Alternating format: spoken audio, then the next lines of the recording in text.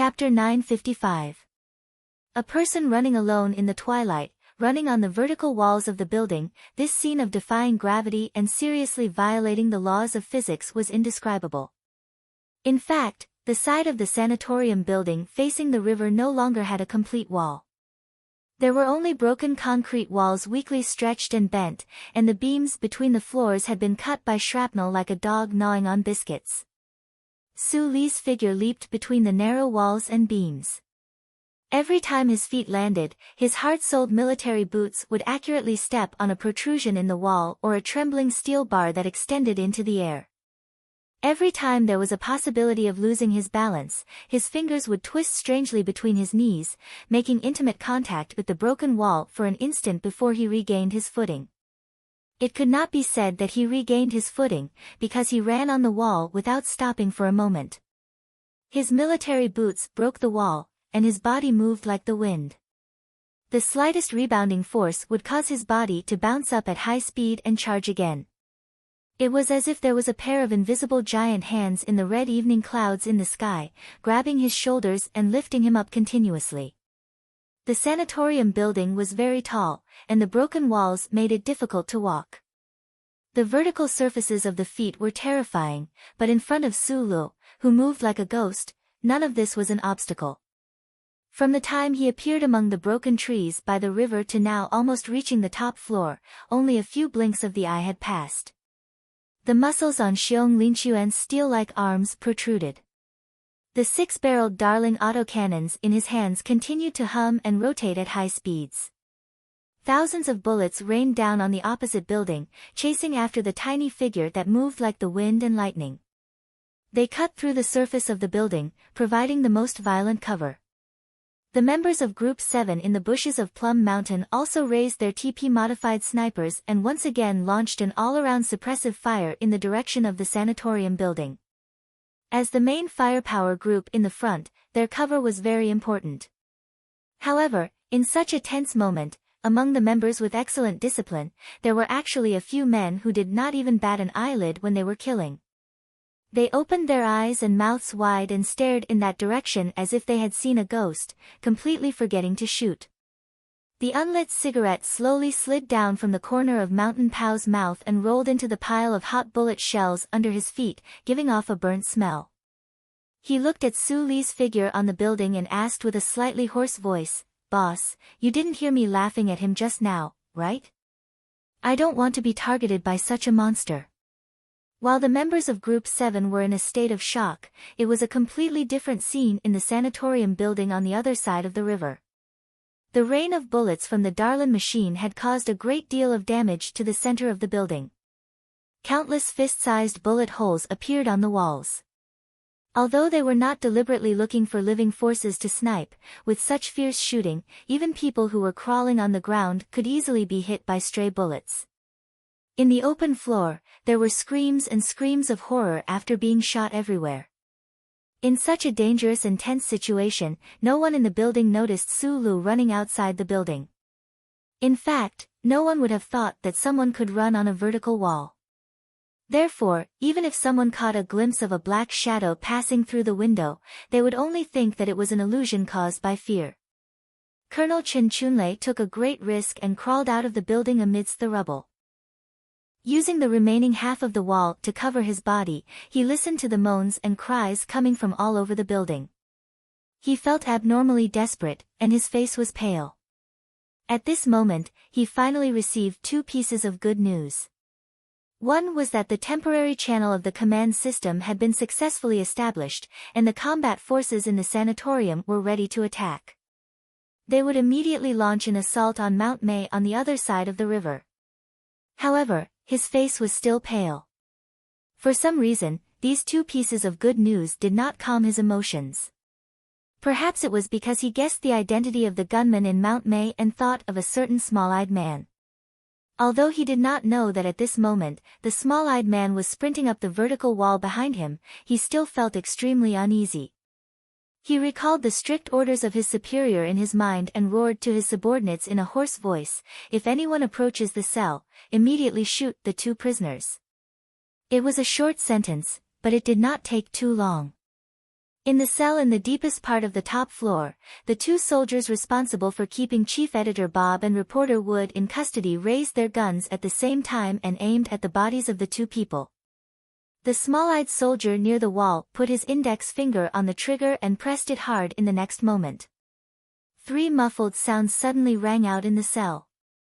3 bullets from the other side of the river tore through the air and accurately opened 3 bloody holes in his body, killing him instantly.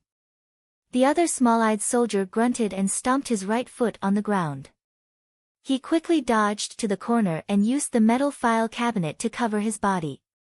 The bullets hit the metal file cabinet and made a horrible cracking sound. The cabinet kept shaking, but it was not penetrated. The soldier raised his gun again and aimed at the pale-faced Bob and Wood. He was a little short of breath, but his eyes were very calm, without any hesitation. At this moment, the bright red twilight suddenly dimmed a little, as if something had appeared outside the window and blocked the light. In the sound of the wind, Su Li's body rushed in from outside the window. Like a huge rock flying from the sky, he slammed into the heavy metal file cabinet. The powerful force of his body directly knocked the file cabinet into the corner, making a horrible noise. The file cabinet was deformed, and there was a clear deep mark on it. The metal file cabinet was directly flattened in the corner, and there was blood flowing from the corner of the cabinet. As for the small-eyed soldier's fate, no one knew. His military boots fell to the ground. Su Lu looked at the 2 middle-aged men in the opposite corner with a sincere smile on his face. Without saying anything, he directly walked forward, took out a rope from the military backpack behind him, wrapped around their waists, and tightly tied them in front and behind him. The other end of the rope was tied to the alloy plate protruding from the broken wall near the river. Su Lu, who tied Bob and Wood, walked to the window, and without any hesitation, jumped into the twilight and the golden river. Falling at a high speed. The weak reporter Wood closed his eyes tightly to prevent himself from screaming in embarrassment. Chief Editor Bob, on the other hand, struggled to open his eyes and stared at the ground that was rushing towards him at high speed. He believed that Su Lu would not let him die, but even if he was going to die in the next moment, he still wanted to fully experience this magical feeling. The night wind was cool, whistling in the face, and the chief editor's white hair was messy in the wind. The elastic rope began to slow down at the end. When the feet just landed on the ground, Su Li's left hand swung out from his waist, and a bright blade flashed and cut the rope. The 3 people stood still easily. On the other side of the river, in the May Mountain.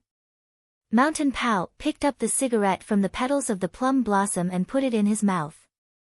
He shook his head and sighed. The boss jumped very cool, but holding a middle-aged fat man, and carrying a middle-aged fat man, this posture, tsk, Xiong Linquan was silent.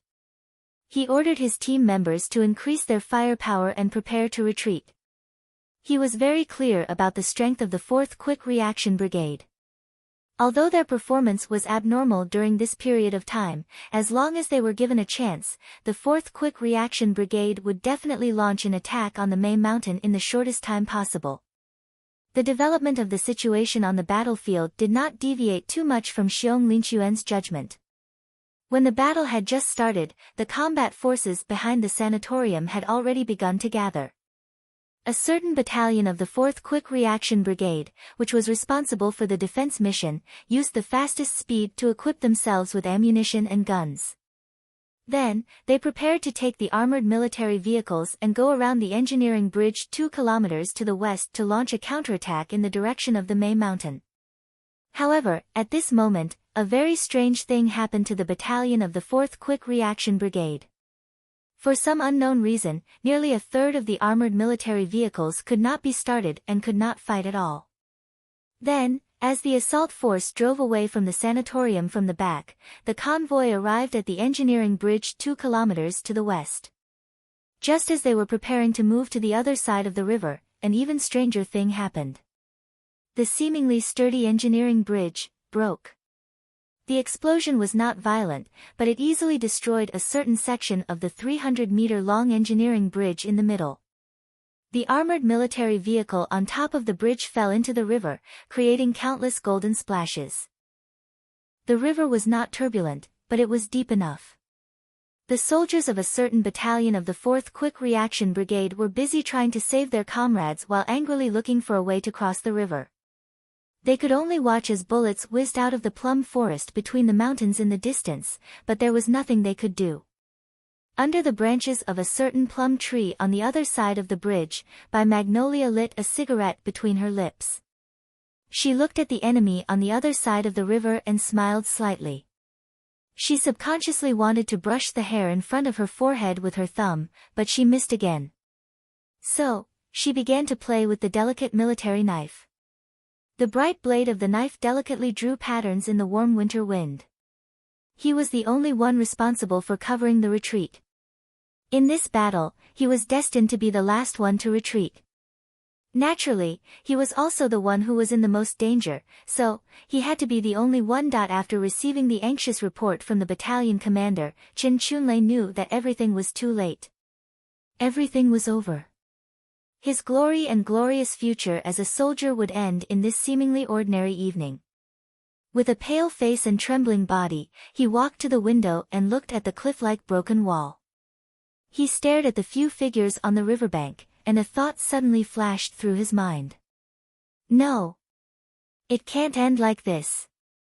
He stood by the window and shouted loudly. He waved his arms almost crazily to signal his subordinates to pursue and attack. He no longer cared about the ruthless sniper rifles on the opposite side of Mount May. The gunshots on Mount May lessened. Under the strict order, the soldiers on the lower floors of the sanatorium began to attack with all their might and chased out of the building. Colonel Chen Chunlei's eyes widened as he looked at Su Lu and the other two who had just walked to the riverbank. He did not believe that the small-eyed man could leave so easily.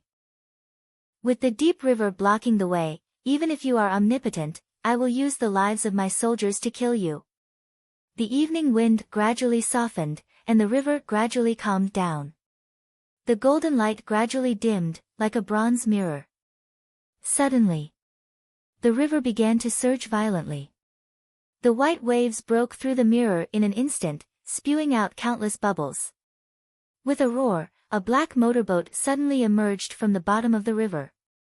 Countless streams of river water flowed rapidly from the body of the motorboat. Lu Jiao, who was wearing a full diving suit on the motorboat, was already drenched. Her face was expressionless. When the federal forces rushed to the riverbank with all their might, they could only see the high-speed motorboat that had already left with a roar and the blurry figures on the motorboat. Amidst the silent and futile sounds of gunfire, they could faintly see someone on the motorboat turn around and smile. The sunset faded away, and the river was a sea of green. It was calm without any ripples. Chapter 956. Shixia State's Governor's Mansion. The governor's wife was half leaning on the sofa, looking at the TV screen like a wooden puppet. She, who was usually graceful, now looked haggard. The delicate makeup on her face had long been washed into a mess by the silent tears that flowed down her face. Her gaze moved from the young soldier's determined face to the wheelchair and the two empty trousers. Her heart seemed to be ruthlessly stabbed by a burning red knife. Unable to control herself, she collapsed on the sofa and began to cry in pain. On the balcony of the mansion where the cold wind blew, the governor of Shixia State's face was ashen. He dialed the number of the Federation President's mansion. After the call was connected, he said in a cold voice, "Director Brin, I think Mr. President and you should be very clear about how much support I and the voters of Shixia State have given him over the years. You once promised to give an appropriate return. Then I want to ask you now, what is this so-called return? Is it to turn my most beloved son into a cripple?" The governor roared angrily. Then he forcefully hung up the phone and turned to look at the TV screen in the living room. Looking at his son in the wheelchair, he couldn't help but rub his chest and hold on to the railing to prevent himself from falling. Capital Special District, in front of the George Carlin Art Center. In the environment of lead clouds and cold wind, there was silence, a silence as vast and terrifying as the ocean. The gathering of tens of thousands of people was deathly silent. Only one person's voice could be heard, Da Vinci's voice. The above is the story that I, a former Federation officer, now a rebel, want to tell to this fucking Federation. This story is a conspiracy, a murder, and even more a betrayal. My comrades and I can't accept this kind of betrayal, so I risked being arrested and even assassinated by the government to come here, but they, on the wheelchair, Da Vinci's expression was solemn. He raised the military backpack in his right hand that was full of the identity cards of his dead comrades. He extended his left hand and pointed it at the gray sky. Snowflakes began to fall again, and the most sparkling and translucent one fell on his fingertips. For the glory of the heavens, for the dead and for the living, they went to another place, to do what they should do, to take back the glory that originally belonged to them. The tens of thousands of members of the silent army silently gazed at that lonely wheelchair on the stage, gazing at that crippled officer. After hearing that sorrowful story, everyone in front of the art center felt that bone-deep pain and coldness. Thus, some people clenched their fists in their arms, as if wanting to give him more warmth, while others covered their faces, wanting to not see his pain. The dead silence that was as boundless as the ocean in winter was broken by sporadic applause, and then it quickly turned into a summer ocean of applause and cheers. The people looked at the young officer in the wheelchair and waved their arms, expressing their comfort with tears in their eyes. To the east of the venue was the temporary headquarters of the Silent March. Hundreds of Black Hawk armed bodyguards were scattered around. Tai Ziyuan looked at the sea of people that had begun to boil and slowly asked, "Where is Su Lu?" Zhou Yu stood beside him. She was not surprised that he knew that Su Lu had returned to the Federation, but she did not intend to answer this question. Tai Ziyuan smiled self-deprecatingly and asked, "What are he and Group 7 doing?" Zhou Yu pointed at Da Vinci on the stage in the distance and calmly replied, "He already answered this question just now. They are doing what they should be doing." Tai Ziyuan looked at her side profile and noticed that her dressing today was particularly beautiful and charming. It was rare that there were no red flowers in her black hair. It seemed rough, but was actually extremely exquisite, and it was tied into a flower shape at both sides of her head.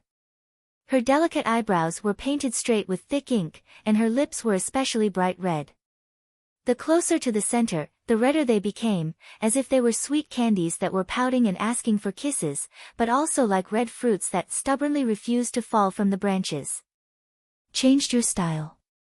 It's very beautiful, very in line with your biting cold temperament." Zhou Yu smiled and replied, "Since we were young, you have rarely praised my appearance, but this is not enough for me to say more." Tai Ziyuan smiled. At this time, Zhou Yu received a phone call. The content of the phone call made the pair of thick black willow brows gradually loosen, and the eyes that were looking at the snowflakes outside the window gradually became smiling. She looked at Tai Ziyuan and said with a smile, "There are many differences between men and women. For example, every time a big event comes, you will be calm, and I will deliberately dress up more beautifully, just like when I get married." Tai Ziyuan did not ask, as he knew that there was a follow-up. "The safety of Bob and Wood will be in your hands in the future." Zhou Yu began to put on the black lambskin gloves and said, "Whether you are willing to take over or not, and whether you are worried about the military's attitude, we will hand them over to you." Tai Ziyuan coughed softly and replied with a smile, "So this is the answer. Since you are so insistent, I have no reason not to continue." Zhou Yu walked to the door, suddenly looked back at him and said seriously, "You should be very clear that that guy is doing these things to cooperate with you. I will never admit to it." Tai Ziyuan's smile gradually disappeared. He picked up the white silk handkerchief and lightly wiped the corner of his mouth. "This is the favor I owe you." "Why are you unwilling to owe him a favor?" Zhou Yu asked. Tai Ziyuan calmly replied, "Because the future president of the Federation can never owe a favor to the future emperor of the empire." Zhou Yu did not say anything else and directly walked out the door. The city was filled with cold air. Behind her came the sound of political slogans that grew louder and louder. She tightened her collar, pursed her red lips, and gradually walked away in the snow. By the time the Spring City garrison arrived at the sanatorium, the battle had already ended. The ruined building and the messy riverside proved just how fierce the firepower had been. However, there was no trace of anyone in the Plum Mountain on the other side of the river. Apart from the shattered plum blossoms and still hot bullet casings that covered the entire mountain, nothing could be found.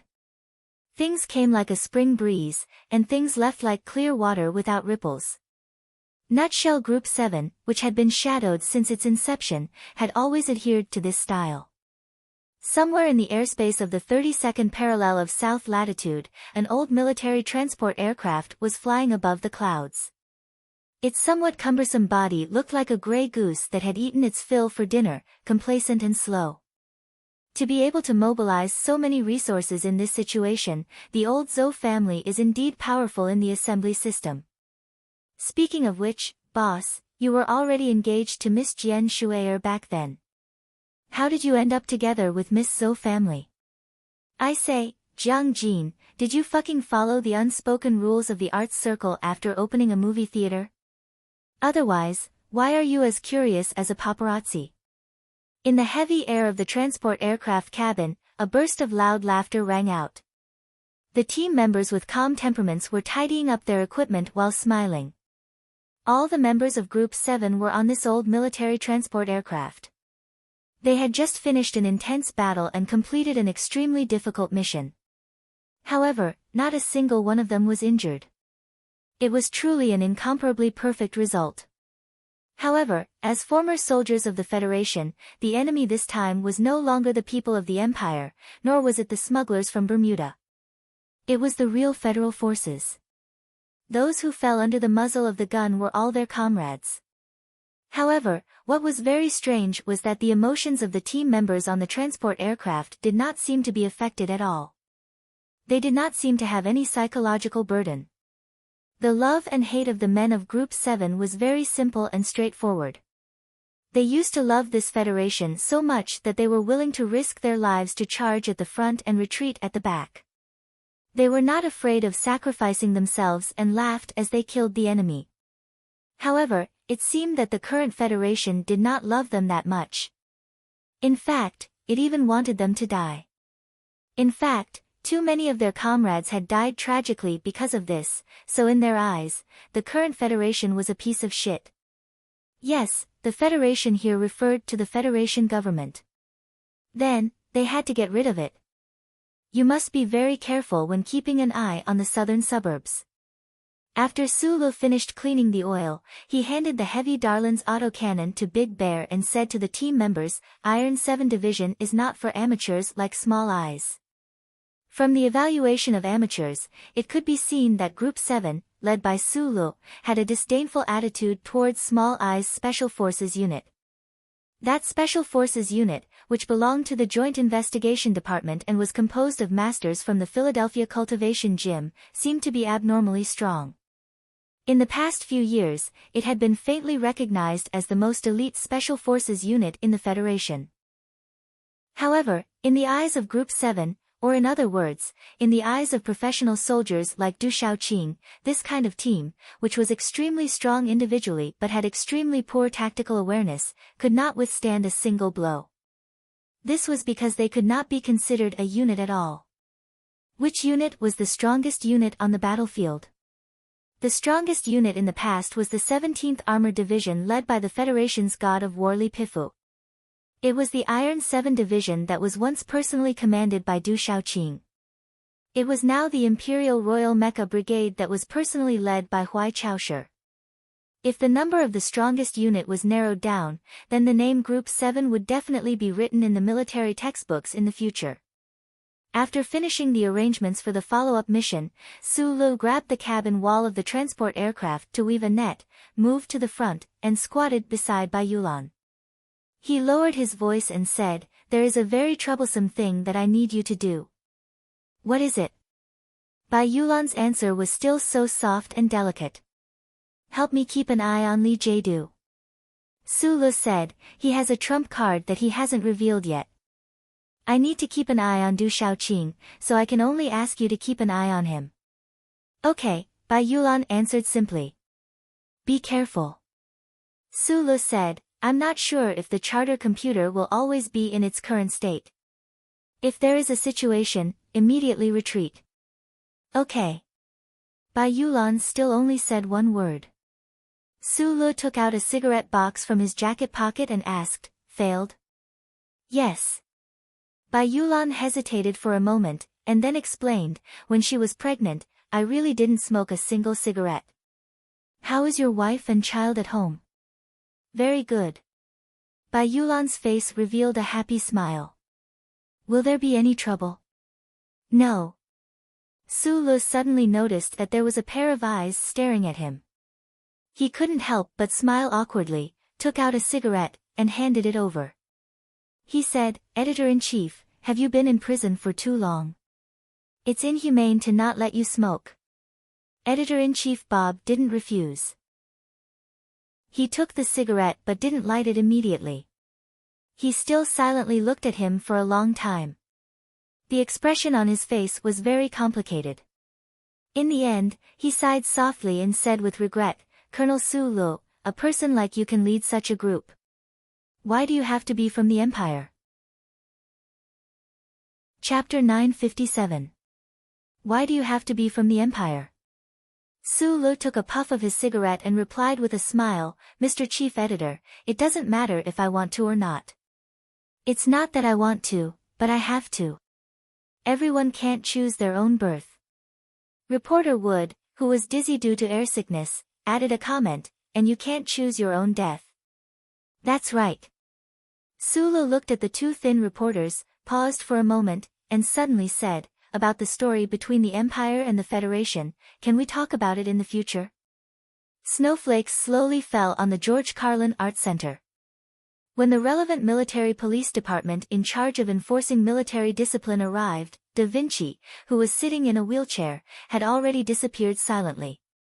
The people, who were still immersed in sadness and anger, intentionally or unintentionally obstructed the actions of the government. They even knocked the military police around in an extremely provocative manner. It was like an angry sea teasing a lonely fishing boat. Hand over Chief Editor Bob.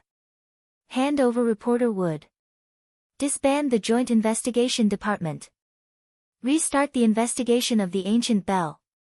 Investigate the conspiracy in the front line. Abolish the Patriot Act. End the world ruled by the secret police. President Pabre, step down. The female speaker with a red face on the stage used exaggerated and professional body language and a hoarse but sincere voice to loudly complain to the lead gray sky. Tens of thousands of angry people under the stage waved their fists and made a loud response.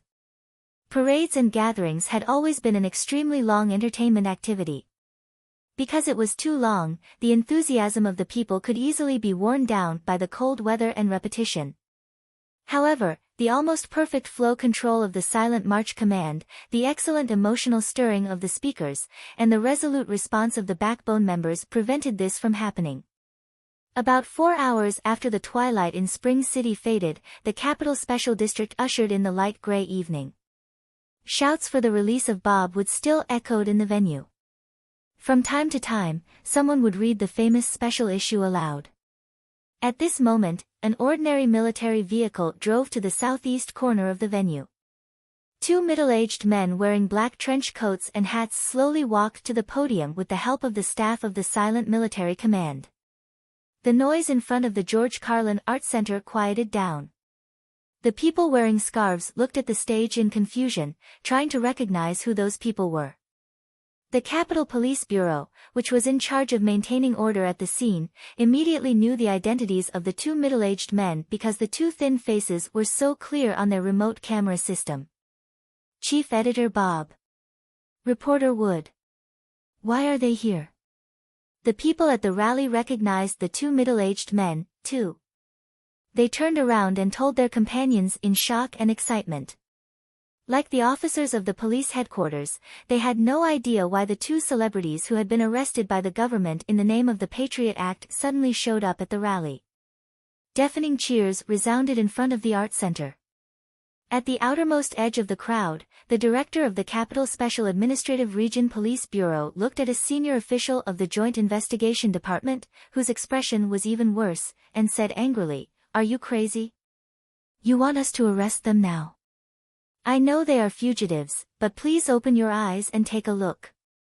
There are tens of thousands of angry people at the scene.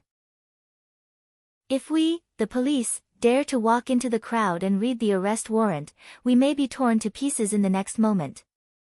The director of the General Administration, who was very experienced in dealing with mass incidents, knew very well what the two reporters who were talking about their tragic life in black prison on the podium meant to the Federation government and the president. But he also knew that if he provoked the anger of the people at the rally at this time, things would get even more out of hand. So he refused the other party's order without hesitation. With a gloomy and cold smile, he said, "According to the Patriot Act, only you have the right to arrest these criminals, and in fact, they escape from your hands." The meaning of this sentence was clear. It was the Joint Investigation Department's trick to arrest the other party, and it was the Joint Investigation Department's mistake to let the other party escape and enter the rally. So, it was naturally the responsibility of the Joint Investigation Department to solve this matter. The senior official glared at him fiercely, then turned to look at reporter Wood, who was speaking on the podium. His fists hanging on both sides of his trench coat couldn't help but tremble slightly. If it were anyone else, they wouldn't have the guts to order the soldiers of the Small-Eyed Special Forces to shoot at tens of thousands of people who were cheering, so he could only watch and wait to be burned to ashes by the anger of the president and chairmanly repeal the Patriot Act. March to the Supreme Court. Long live the Charter. Long live the Seventh Group. Night slowly fell, and snowflakes fell desperately while the sun was at its dimmest. The temperature dropped a few degrees, but the atmosphere in front of the George Carlin Art Center had become extremely fanatical. The excited people surrounded Chief Editor Bob and reporter Wood, shouting slogans non-stop. The silent march had reached the final stage of the battle. The good people who were trying to repeal the Patriot Act welcomed two of their most prestigious and most powerful comrades. However, night had already fallen, and marching to the Supreme Court could only be done tomorrow. So, the people, full of fighting enthusiasm and optimism, began to dance and sing in front of the art center. They were ready to party all night, and no one was willing to leave to rest, because they knew that only with the bodies of tens of thousands of companions could they protect Bob and Wood in the middle. A bright beam of light suddenly illuminated the podium. The people, who thought that it was the searchlight of the Federation military and police, were in an uproar, which quickly turned into even more fanatical cheers. The national idol Jian Shuier, who hadn't been seen for a long time, appeared in the bright beam of light. Wearing a simple and plain blue uniform, she waved to the tens of thousands of people with a smile and a microphone in her hand. The same battle required different weapons, because the people who participated in the battle were always good at different things. Some people would charge into the dangerous enemy camp with guns, such as the Seventh Group. Some people would frown and keep copying on paper, such as Bob and Wood. Some people seemed to be sitting silently and calmly in the command center, but in fact, they were thinking about all the strategies, such as Tai Ziyuan. More ordinary people chose to vote with their feet and express their attitude with their bodies, such as the cheering crowd at the rally. Jian Shuier was no longer an actress, but a singer, so she didn't say too many enthusiastic words of encouragement, nor did she play the role of a goddess who summoned the people to fight. She just sang a song with a very serious attitude. The first line of the song was, "When we discover the truth of life, but still love it as much as we did yesterday, we are heroes." Outside the dense crowd, under an inconspicuous cold-resistant redwood tree, Su Lu, wearing a sports windbreaker, slightly raised the brim of the hat on his forehead. Across the sea of thousands of people, he looked at the unforgettable beautiful face on the stage and smiled slightly. Standing under the tree, he quietly listened to the woman's clear and charming voice, full of tranquility and determination. The feeling in his heart was indescribable, just like last year when he first heard the song written for him. The song gradually faded away. Sulu lowered the brim of his hat again, silently turned around, and walked toward the quiet street that contrasted with the lively crowd. After sending Bob and Wood to Tai Ziyuan, the seventh group disbanded and left, divided into 3 groups to carry out their respective tasks. He believed that the thin guy who often coughed definitely had a way to keep Bob and Wood safe, so he left with peace of mind. The cold wind gradually rose in the quiet street, and it was particularly piercing. Now, Sulu naturally didn't have to worry about frostbite or catching a cold. He still subconsciously turned up his collar to cover his neck, then put his hands to his lips and exhaled a mouthful of hot air. There were bright and warm houses in the buildings on both sides of the street, and there was the sound of children playing and the whimpering of cats fighting. There were also dark rooms. He didn't know where the owners of those rooms were now, or if they were in the crowd in front of the George Carlin Art Center. There was an inconspicuous convenience store at the corner in front of him. There was a New Year's festive light hanging on the door. Because it had been hanging there for a while, it was covered with a thick layer of dust and looked a little old. The light in the store was dim. Sulu walked in, brushed past a burly man, took out some change from his pocket, put it on the counter, and said, "I want a blue box 37. The man seemed to have finished buying the goods he needed, turned around and left. His extremely tall and burly figure made him have to lower his head when he passed by the old lamp. The boss took the change, turned around and began to look for cigarettes. Su Li's eyes fell on the glass shelf, and looked at the burly man walking out of the door with the reflection. He noticed that the moment the man lowered his head, a ferocious tattoo petals appeared on the back of his neck. "Thank you." After taking the cigarette, Sulu bent down and picked up a heavy black long box at his feet. His movements were extremely casual, as if he had just brought it in himself. He carried the long black box out of the convenience store and disappeared into the night of the capital special district. Inside the long black box was not a violin, not a flute. It was a gun, a big gun. The ferocious tattoo petals on the back of the neck actually extended from the back to the waist. The branches and leaves were deep, and it was only part of a tattoo flower pattern. The burly man with such a terrifying tattoo on his body had an extremely delicate name, Zhang Xiaohua. This big shot of the underworld in South Kazhou had strength and dignity that could not be underestimated. A character like him, no matter what era or situation he was in, would have his own exclusive country and style. However, since leaving the prison and entering Bermuda, and meeting a man of the same age named Lin Banshan, he was willing to become the other's assistant and arm. He was silent and quiet, and only strong and violent when the other needed. In the 75th year of the constitutional era, Lin Banshan took all the elites from Bermuda back to the Federation. He wanted to fight against the government with the strength of the wild, and Zhang Xiaohua did not hesitate to follow. In the capital of South Kazhou, he had turned his hand over to draw blood.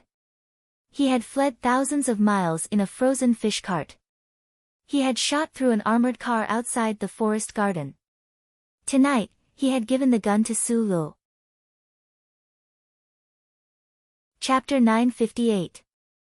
There were only 2 ACWs in the entire Federation, one of which accompanied Mr. Shi to shake the Parliament Hill, and the other one was rumored to be in Lin Banshan's hands. Rumors always had their source, so it was true. All these years, the ACW had been waiting in a secluded cellar until it was taken away by Zhang Xiaohua. He knew what kind of terrifying magic the gun had, and what kind of surprise weapon it could play in this war, but when Lin Banshan asked him to give it to Sulu, a citizen of the empire, he didn't hesitate. Because Zhang Xiaohua had never doubted Lin Banshan's judgment. Dim and bright lights were cast from the apartment buildings on both sides of the street. The man with the tattoo walked silently in the night and snow. With his steady and fast steps, the height of the buildings on both sides gradually decreased, the scenery became chaotic, and the environment began to become noisy. A night taxi stopped outside the repair shop. The driver inside was covered with a blanket with his eyes closed, as if he was sleeping. No one noticed, but when Zhang Xiaohua's emotionless gaze swept past, the driver nodded slightly in acknowledgement. In front of him, the barbecue stall owner waved a big spoon and stir-fried vegetables. The fat boss lady waved her greasy hands behind her but gently, as if she was driving away non-existent mosquitoes. Along the streets Zhang Xiaohua passed by, ordinary citizens like this would appear from time to time. They used their hands and eyes to express the unique language of the underworld. Just like that, the burly man wanted by the Federation government safely walked into the only welfare area in the capital special zone, Yellow Wind Village. The so-called welfare area was just another name for the slums. The people here basically didn't have official jobs, had a meager income, and relied on social welfare. They received boring synthetic protein meat on time, received very little subsidies, lived in cheap rental houses provided by the government, and sent their children to schools that the rich disdained. Their lives were very difficult. Just as described in social history books, it was always easy to breed evil in areas where life was difficult. Illegal brothels that were often blocked by condoms in the sewers, underground casinos full of the smell of smoke and sweat, and drug dealers in the shadows of the alleys were the three most common sights in this area. Zhang Xiaohua waved her hand and lifted the straw curtain. She walked into a large courtyard expressionlessly. She walked along the corridor at the bottom of the building, avoiding the junk in front of her. Along the way, she passed by many rooms with half-closed doors. Through the gap, he could see that some of the people in the room were watching TV, some were very nervous, and some only had numbness on their faces. There was a child playing a game of sticking a knife into the mud with the gangsters and was extremely excited. There was also a middle-aged man who was locked in solitary confinement, panting and wriggling on top of a prostitute. Zhang Xiaohua seemed to be expressionless and looked straight ahead, but in fact, she had already seen the scenes in all the rooms along the way. In these rooms, other than his most loyal and capable subordinates, there were also a lot of people whose clothes and auras did not match the environment of the Yellow Wind Manor. They were hostages. With food, clothing, and a way to satisfy their physiological needs, the hostages were in a good state of mind. At the very least, they were still far from the edge of insanity. After confirming this, Zhang Xiaohua finally showed a satisfied expression on her face. She slightly nodded to the middle-aged man with a respectful expression at the back door and walked out. A very ordinary car was parked in the snowy night at the back door.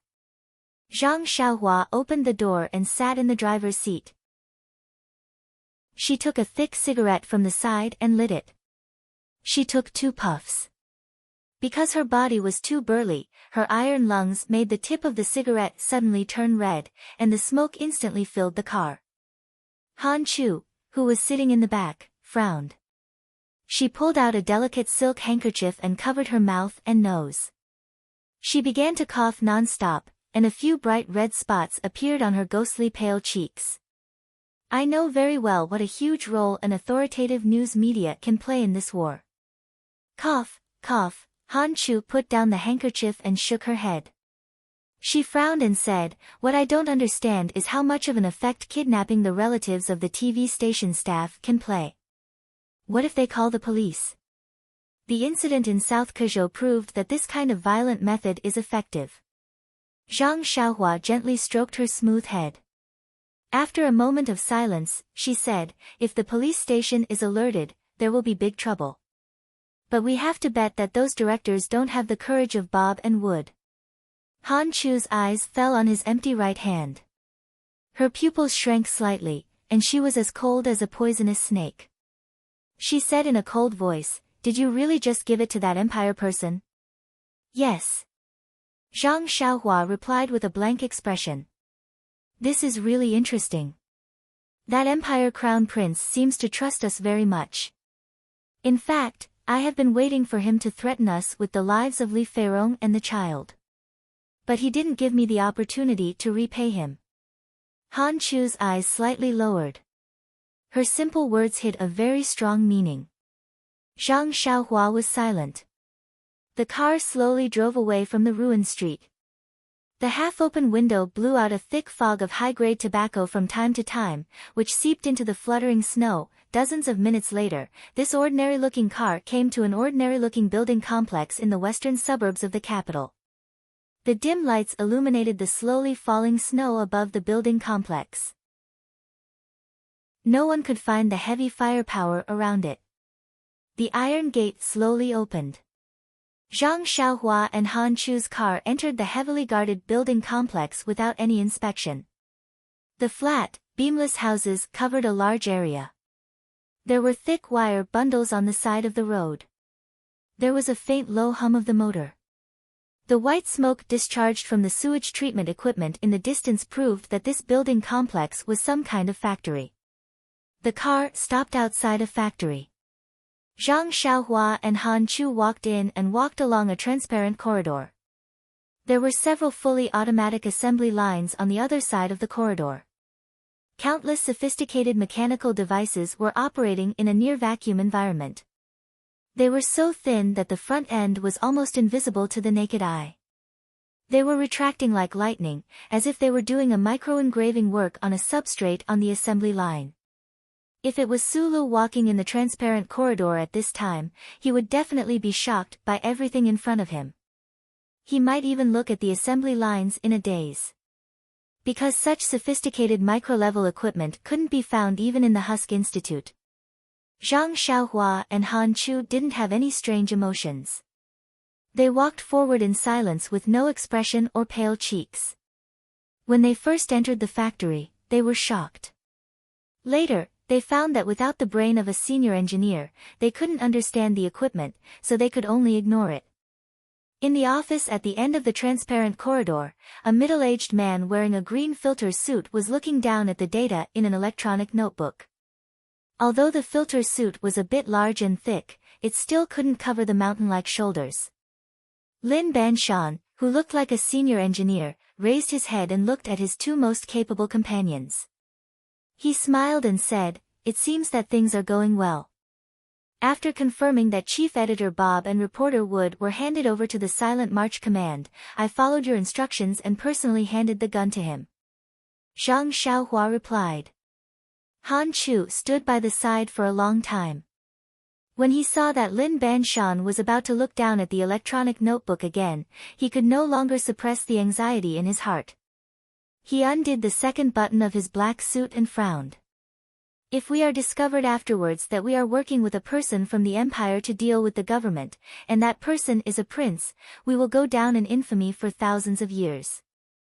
Go down in infamy for thousands of years. Lin Banshan raised his head and said with a smile, "I don't care about that."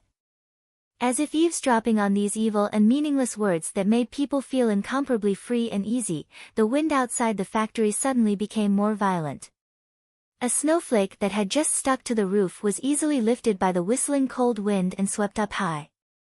The snowflake spun and rolled higher and higher, then slowly fell again. It floated over the factory that covered an area of 14 square kilometers and landed on the cornerstone by the pine forest at the south gate of the factory. The smooth black stone monument was covered with light snow, as if it was wearing a funny white hat. A line of words was engraved on the stone monument. The 24th benchmark chip production base of the Bureau of Proclamation. After the bloody incident in the capital of South Kazhou, Linyuan was divided. The Federation government began to search for Lin Banshan and his subordinates, intending to directly extinguish this dark force. However, who would have thought that the King of Bermuda was hiding in a chip factory of the Bureau of Proclamation? There was no doubt that this was the safest place for Lin Banshan. The snow outside the window stopped. Zhang Xiaomeng looked at the 5-person team's statue in the snow on Charter Square. There was a faint trace of worry between her eyebrows. There was a knock on the door. Anyone would feel unhappy to be disturbed in the early morning, but Zhang Xiaomeng just calmly turned around, tied her somewhat messy hair into a ponytail, and opened the door. This was the heavily guarded Parliament building. She was the highest official of the anti-government army in the capital special district of Green Dragon Mountain. She was responsible for the deep sea of the 4 departments. The person or news that disturbed her at this time must be very important. Of course, she was so calm now because she woke up very early today. Bob and Wood appeared at the scene of the meeting. According to your instructions, the organization has started a reverse investigation. There are some preliminary results now. The male subordinate who was publicly identified as a deputy military officer looked at her nervously and reported. According to the information from the Ministry of Defense, there was an attack at the No. 1 Military Region Sanatorium at 20 noon yesterday in the capital time zone, 6 in the evening in Spring City. The attackers should be the first 7 groups of soldiers. Zhang Xiaomeng nodded. The subordinate looked at her and said hesitantly, according to the witness report, it is confirmed that the former Federation Colonel Su Lu appeared at the scene of the attack. Although the story of the first love between the Leaf of Green Dragon Mountain and the hero of the Federation was not as well known as the man involved and the National Idol girl's engagement, it was not a secret. At least, all the fish in the deep sea knew that their young female leader had certain untouchable areas. However, to his surprise, Zhang Xiaomeng's expression did not change at all. She just nodded softly. The door closed. She walked into the bathroom and looked at the man in the wheelchair with an unnatural expression. After a moment of silence, she asked in a low voice, "Your name is Da Vinci. Did Su Lu give you such a crazy idea? Did he say anything else?" Chapter 959. Tai Ziyuan, the young senator, led tens of thousands of supporters to walk in the open silently. Lin Mid-Mountain, the king of the underworld, hid his blade in the dark. Zhou Yu, the woman of the red flower, built a solid Taoist foundation with the help of her family and possibly even the terrace of Mo Chao's back mountain. Su Lu and Team 7, the hard rock, spat out violent gunfire to pave a bloody path. The 4 of them had their own strengths, and no one could compare to them. They either secretly helped each other or interlocked with each other based on the tacit understanding they had in the past. In today's Federation, they weaved a rigid barbed wire net with countless barbs hanging from it. The seemingly invincible government of the Federation, which had countless resources, looked particularly dim in front of the net. The enormous bureaucracy, which was composed of corrupt, incompetent officials and political opportunists, was extremely inefficient and lacked vigor because of countless rules and scruples. The military, which could easily tear the net into pieces, could not fully demonstrate its fierceness according to the spirit of the Federation's charter. In fact, the Bureau of Proclamation, which had been controlled by the government, was no longer as omnipotent as it had been in the past thousands of years for some strange reasons. Both the charter computers underground and the staff of the Bureau of Proclamation in the hall above ground were now in a strange, torturous situation. Fortunately, the Federation government's control over the news media did not weaken. In fact, it even strengthened. After the bloody incident in the capital of Nank State, the news channel carried out the most profound self-examination. Even the most courageous newspaper, the Capital Special District Daily, became extremely silent because its chief editor and chief reporter were imprisoned. It was exactly because of such strong control that the major media of the Federation adopted the strategy of downplaying or even ignoring the silent march into the Capital Special District and the 2 speeches that were enough to shake the Federation. The victory documentary of the battle in the Straits on the front line of the Mo Hua planet and the thighs of the stars in the labor parties of various states filled the light screens and pages. This morning, the major media of the Federation were all out in full force, which was extremely rare in the past 3 years. Countless reporters brought interview equipment to the judicial district next to Robbie Avenue. This was because the news that was about to happen made it impossible for the editorial boards of all the newspapers and television stations to ignore it. Furthermore, the parties who were about to go to the Supreme Court to accuse the Patriot Act of being unconstitutional were Chief Editor Bob and reporter Wood. Tens of thousands of people who had stayed up all night poured into Robbie Avenue, their footsteps stepping on the snow-covered lawn, leaving all kinds of footprints. There was no sleepiness or fatigue on their faces, only excitement and anticipation. Outside the Supreme Court, there were already 3 circles of yellow cordons. The judicial gendarmes vigilantly watched the dense crowd, their expressionless faces hiding the nervousness in their hearts. Far away from the warning line, there was an unmarked black car parked beside an evergreen forest covered in ice. "I don't accept any interviews." Through the car window, Tai Ziyuan looked at the dozens of reporters who were blocked out by the bodyguards. He asked calmly, have you all gone in? Mr. Senator, Chief Editor Bob and reporter Wood have entered the Supreme Court building and are now signing the transcript of the previous hearing. The subordinate replied in a low voice, there was no accident. It was just that the Black Hawk sniper had some conflicts with the investigators of the Federation Investigation Bureau when he was controlling the position. Tai Ziyuan rubbed his eyebrows and silently looked at the corner of the Supreme Court building above the frosty white forest. He didn't speak for a long time. Since he officially began the Silent March last year, this was the first time that the young senator felt nervous. Because he knew very well that whether the Patriot Act would be repealed or not was very important. Two fugitives entered the Supreme Court to file an unconstitutional lawsuit, and they had just been handed over to him, but they had already begun this work that might take a long time. It looked a little rushed and even funny. Only his close subordinates knew how long Tai Ziyuan had been preparing for this day. He just lacked a fuse, and Chief Editor Bob and reporter Wood were the best fuses. The former Minister of Justice is the lead lawyer, the Dean of the Faculty of Law of Capital University is the second lawyer, and the former prosecutor Xiao Wenjing can only do odd jobs. In my opinion, with such a luxurious lineup, it won't be too difficult to win any case. Tai Ziyuan took out a handkerchief and gently wiped the corners of his pale lips. He looked at the corner of the Supreme Court building and murmured, as if he wanted to boost his confidence. The subordinate next to him didn't seem to hear his murmur and reported in a clear tone, last night, Mrs. Chow of Prime Minister Nan went to Pinecone Ridge to visit Chief Judge Jiang at your request. He looked up at Tai Ziyuan and continued, until 3:00 in the morning, Chief Judge Ji still insisted that Chief Editor Bob and reporter Wood's fugitive status had not been resolved, and they were not qualified to file an unconstitutional lawsuit. The corners of Lai Ziyuan's lips curled up slightly as he said mockingly, if it weren't for the fact that the members of the PAC faction in Parliament Hill came up with an unconstitutional second-time limit bill, I would be very willing to personally fight this unconstitutional lawsuit.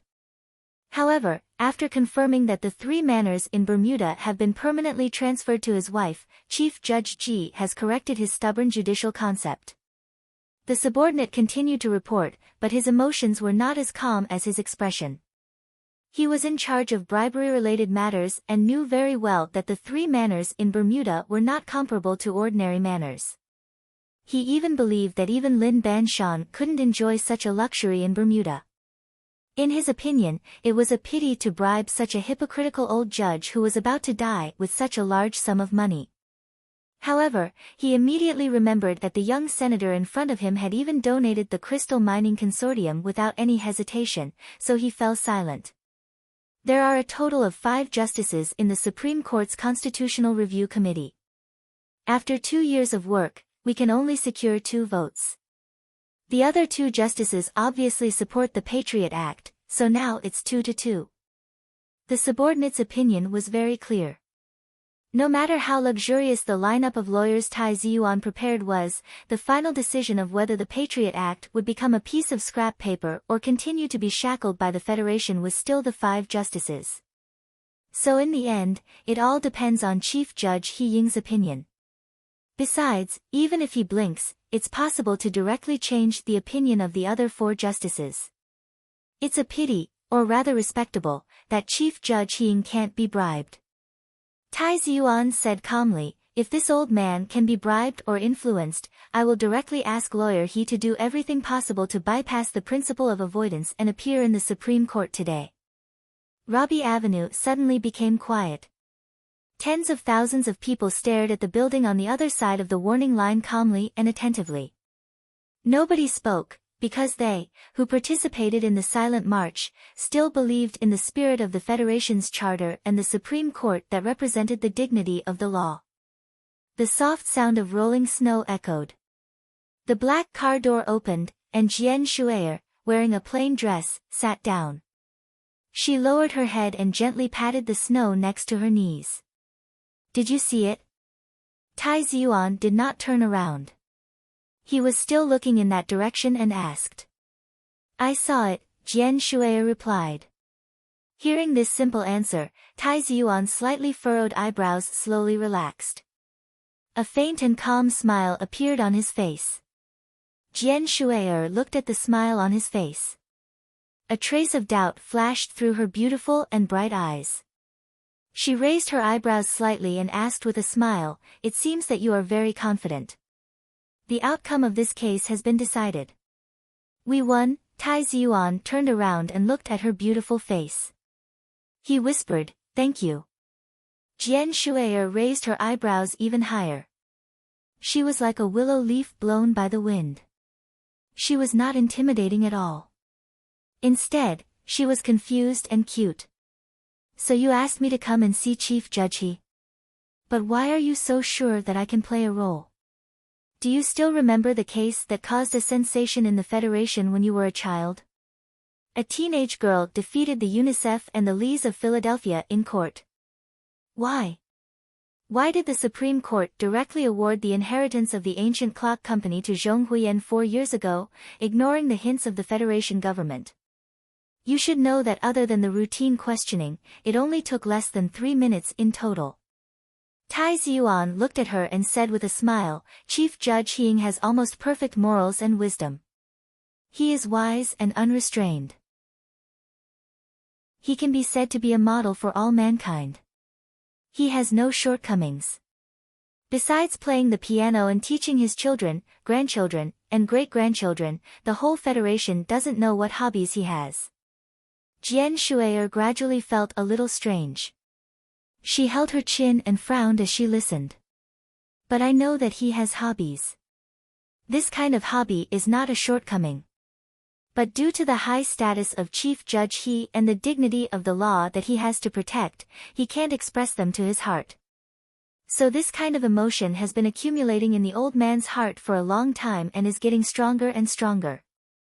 Once there is an opportunity to express it, Chief Judge will never miss it." Jian Shui'er vaguely guessed what he wanted to say. She stared at him in disbelief. Tai Ziyuan looked at her and said with a smile, "I used to tell Su Le that the greatest Chief Judge Heing of the Federation likes little girls.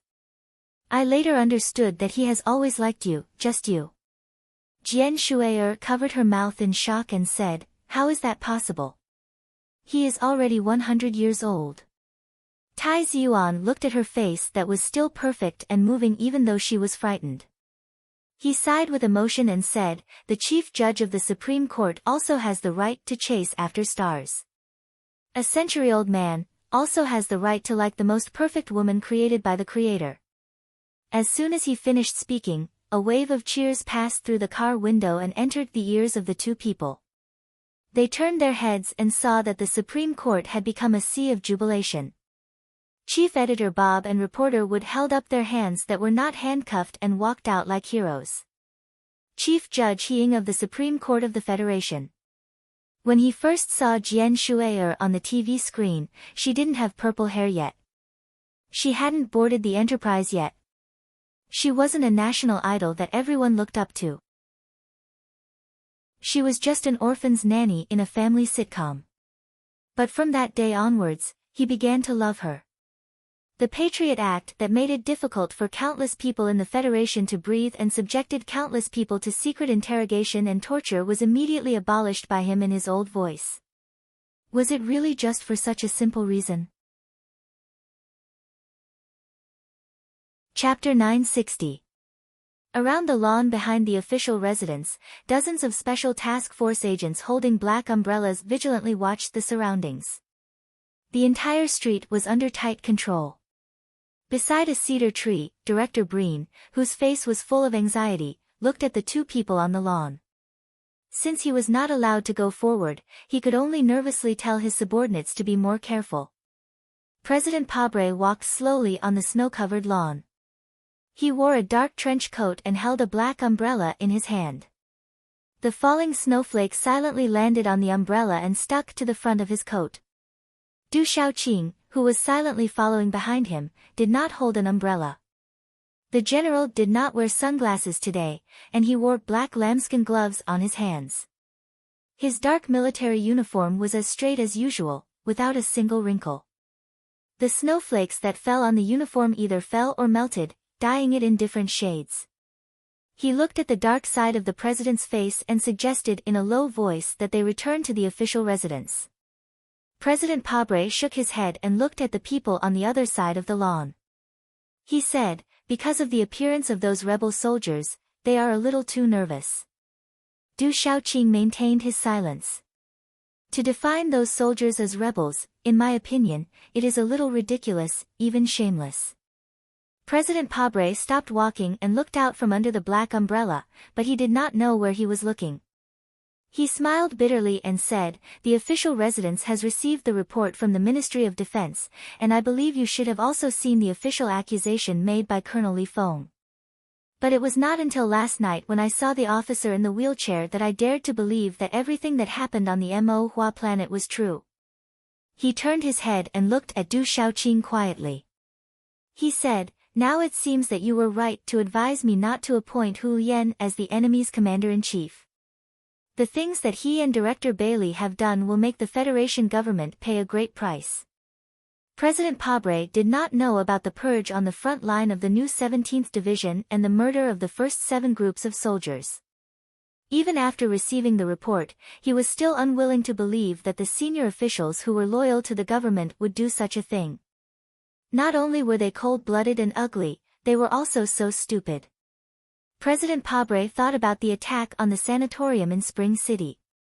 He thought about the accusation made by the member of Group 7 at the meeting last night.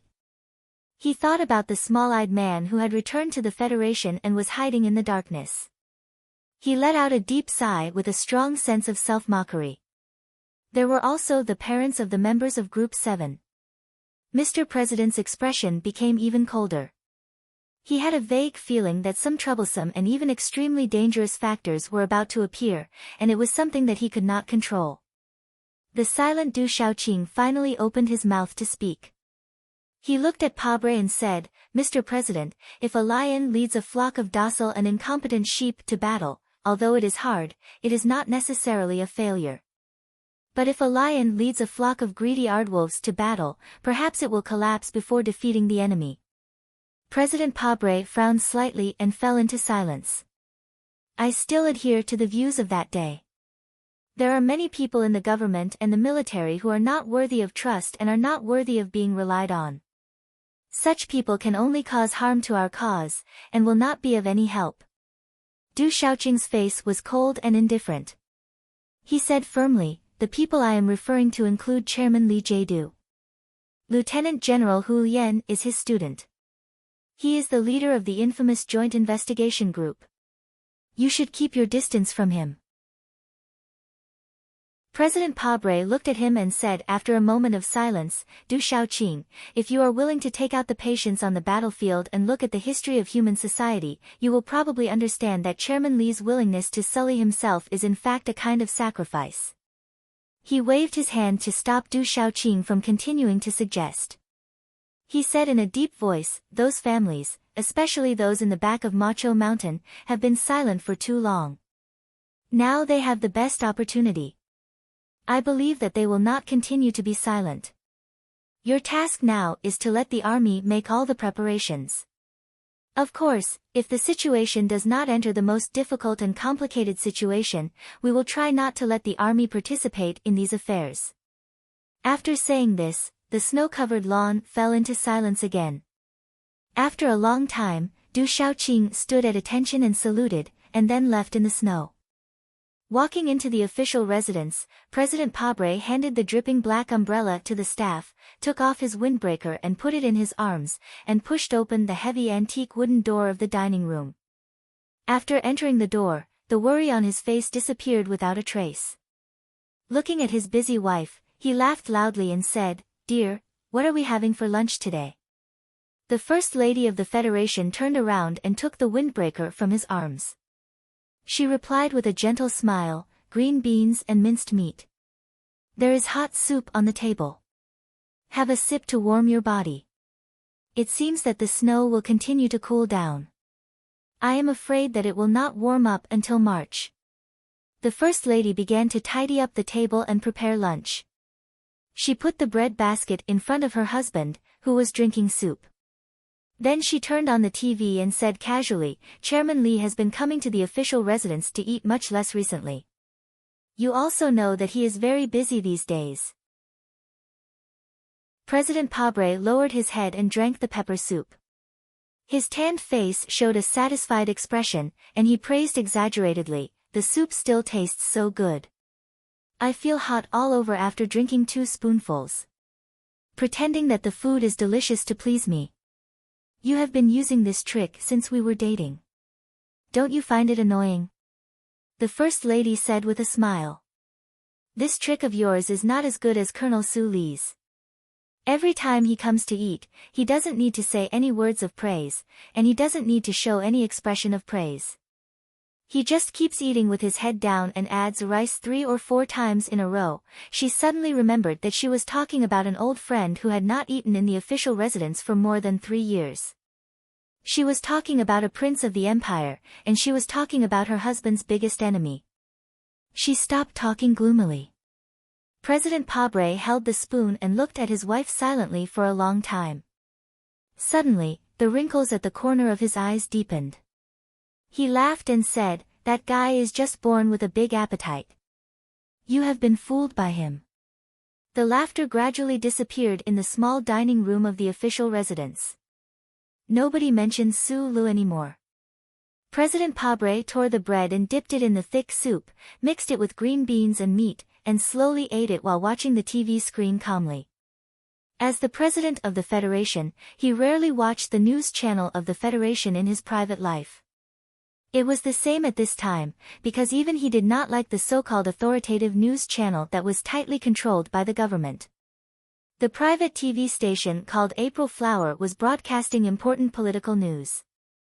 The reporter who could not hide his excitement held the microphone and said loudly, the Supreme Court has announced the immediate repeal of the Patriot Act by a vote of 4-1. More than 2 hours have passed since then, but the silent parade still has not left Robbie Boulevard. Tens of thousands of people are celebrating here, and we have found that more and more citizens of the capital are joining the celebration crowd. President Pabre did not hear what the reporter said at the end. The voice from the light screen entered his ears and turned into fuzzy noise, making his face turn ugly. He knew the news the moment the Supreme Court announced the immediate repeal of the Patriot Act. That was why he had been walking slowly in the snow with Du Xiaoqing earlier. Just when the major forces of the Federation thought that the Federation government he led would suffer a huge setback because of the unconstitutional review and that the president would fly into a rage, he remained calm. He could even quietly have a simple lunch with his wife in the small dining room. President Pabre thought that he could continue to be calm, but he did not expect to see the news at the dinner table full of family love and warmth. It was a completely different feeling from hearing the news in the Oval Office. Listening to the excited reports of the reporters and watching the ordinary people who had been passionately or silently supporting him for more than a decade, more and more people joining the opposition, he suddenly felt that the thick pepper soup had become tasteless. A pair of warm hands gently fell on his shoulders and slowly rubbed back and forth to express their sympathy. President Pabre patted him gently. His wife stood behind his chair and said softly, "Papa, don't forget that I was a lawyer in the past. Although I was only your assistant, I knew that there was a problem with the Patriot Act from the first day I saw it." President Pabre was silent for a moment before he replied, "My dear, I know very well that the Patriot Act is not only problematic, but also completely evil." He turned his head, looked at his wife, and said solemnly, "But at this moment, the Federation needs this evil law, just like a dying patient needs illegal psychostimulating drugs to help them survive the surgery. It is easy for people with a legal background to judge that once the Patriot Act enters the unconstitutional review process, it will definitely be nullified by the Supreme Court of that old judge. So, the government and I have done a lot of procedures to protect it." He stood up, and a self-deprecating smile flashed on his tanned face. He continued, "But the government did not expect that our enemies would be so unscrupulous and start to use violent means when we, who have the most powerful violent organization, have been exercising self-discipline with great difficulty." This sentence was referring to the attack on the sanatorium in Spring City. "Was it done by those big families?" his wife asked worriedly. President Pabre shook his head and said, "It was done by Su Lu. Whether or not they were behind it, those big families will never admit it, and the government cannot find any evidence." Hearing Su Li's name, a hint of shock flashed on his wife's face. Then, she sighed softly and did not say anything more.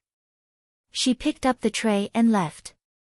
Pushing open the door of the bedroom on the second floor, she looked at her daughter who was playing mobile games by the window and said with a smile, "Della, it's time for dinner." Miss Paddell looked up at her mother with a sweet smile, put down the phone, and walked over.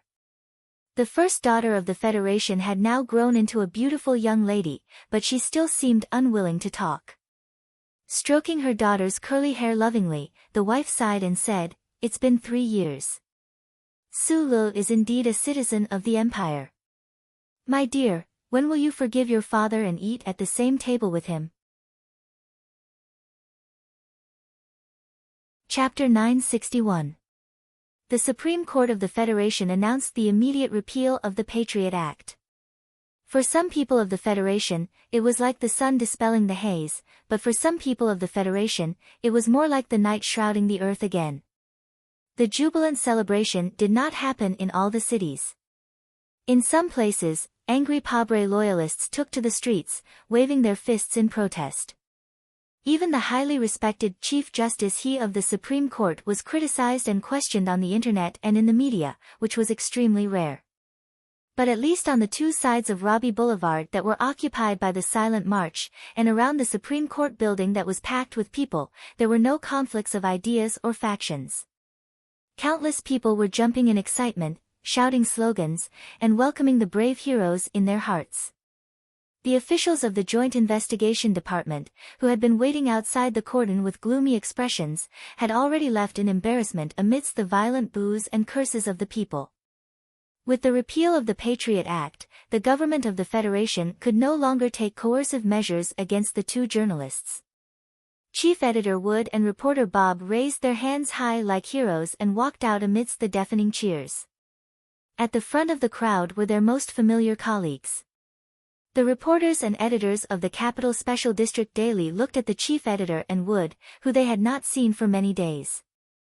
They were both excited and sad.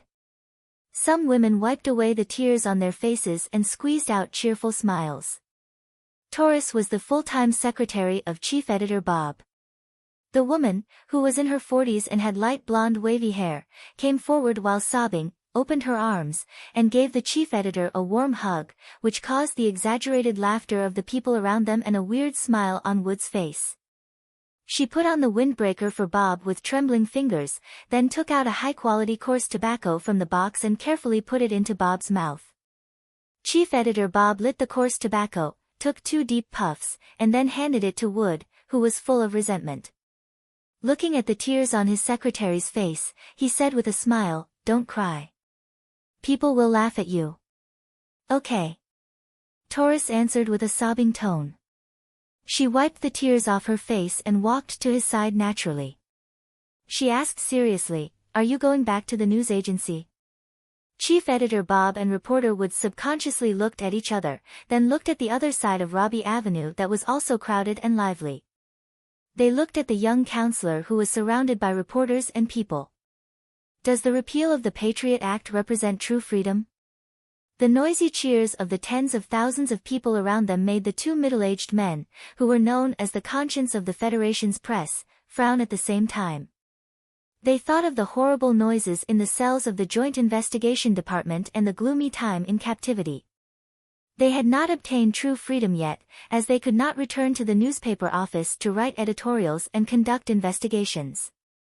Once they left the noisy sea of people that was completely inconsistent with the Silent March, there was a high possibility that they would be assassinated, get into a car accident, jump off a building, be framed in some absurd criminal case, or be mentally ill. Councilman Fong knows the situation we are in, so he has been silent since last night. He did not tell us much, so he knows that we, the two of us who have been labeled as heroes, have to stay by his side. Chief Editor Bob looked into the distance and said to Wood, who was next to him, "Right now, we are indeed very helpful to the Silent March movement, so I don't mind helping them." Wood held a thick cigarette between his fingers and shrugged. I just hate the feeling of being forced, as if we are still in prison. Chief Editor Bob said calmly, imprisoning the body has nothing to do with the mind. Now that you and I can be heard by the people, we are no longer in prison. And I also want to know if Councilman Fong will be the second President Pabre. He turned his head to look at Wood, smiled, and patted him on the shoulder. He said, you don't have to go back to the newspaper office. Pick up the pen, and you can still take revenge on society. In January of the 76th year of the constitutional calendar, the snow fell and rested. No one knew when the sparkling snowflakes would fall from the lead gray clouds again. Only the cold wind continued to blow. In the cold wind, Tai Ziyuan's thin body looked particularly thin, and his face was getting paler and paler. The people around him couldn't help but worry that the young councilman would collapse after coughing again. The reporters who ran the political line all knew that Councilman Fong was not in good health, but no one in the press knew the real reason why his health was getting worse. But for them, pity was the emotion of the fanatical people, but it was definitely not the emotion they should have for the interview. So they held their microphones and recording pens high, and continued to ask questions without pause. Tai Ziyuan raised his hands and gestured for the crowd to quiet down. Then he answered the reporter in front of him with a serious expression, although Chief Editor Bob and reporter would have been cleared of the ugly and unfair accusations, and the government has to formally apologize and explain this, the government has to bear the relevant judicial responsibility for the cruel and inhumane treatment the two of them suffered during the interrogation by the Joint Investigation Department. The reporter asked, Councilman, do you mean to pursue criminal responsibility? Then which of the government's serial departments will be involved in the indictment? The Patriot Act has been abolished, so the Joint Investigation Department, which has dangerous high authority, has lost all reason to exist. It must be disbanded immediately. Tai Ziyuan's answer was simple and direct, and it was strong and powerful. A male reporter squeezed to the front of the crowd, raised the recording pen in his hand, and asked loudly, during the silent march last night, the first 7 Group's officer, Da Vinci, appeared on the podium and claimed that he was persecuted by the government. But according to the military's investigation, this officer fled after killing his comrades on the front lines of Planet Mo Hua. There are related videos, and many soldiers of the new 11th Division can prove that this person once colluded with the Empire's soldiers. This person called Da Vinci has been confirmed as a rebel. Letting a rebel officer viciously attack the soldiers of the Federation who were still fighting on the front lines, shamelessly framing the Federation government in order to wash away his sins, Mr. Councilman, how do you plan to explain this matter? The reporters present knew very well that this male reporter was from the Tribune, which was close to Pabre's government, but they also wanted to know how Tai Ziyuan would answer. The Tribune reporter did not end his sharp questions there. He threw out another bombshell and asked, according to the Bureau of Proclamation, a spy of the Empire has infiltrated the Federation. With the political situation in the Federation in turmoil, what does the Empire want to do? You and your demonstration team have seriously interfered with the daily operations of the government and caused great harm to the front lines. Is there any connection between the rebel officer named Da Vinci, the abolition of the Patriot Act, the Empire's people, and this silent march? In the context of this war, any factor that involved the Empire would become sensitive and dangerous. Hearing the reporter's question, the crowd suddenly fell silent. Countless eyes fell on Tai Ziyuan's face. Tai Ziyuan narrowed his eyes and stared at the reporter coldly. He found that the other party did not back down but had a provocative look.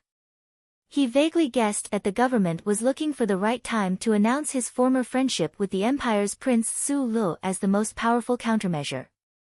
Da Vinci is a rebel? Tai Ziyuan stared at the other party coldly. His voice became sharper and more unyielding. Then is he a rebel who fought on the front lines for 4 years, or a rebel whose legs were blown off and will be disabled for life?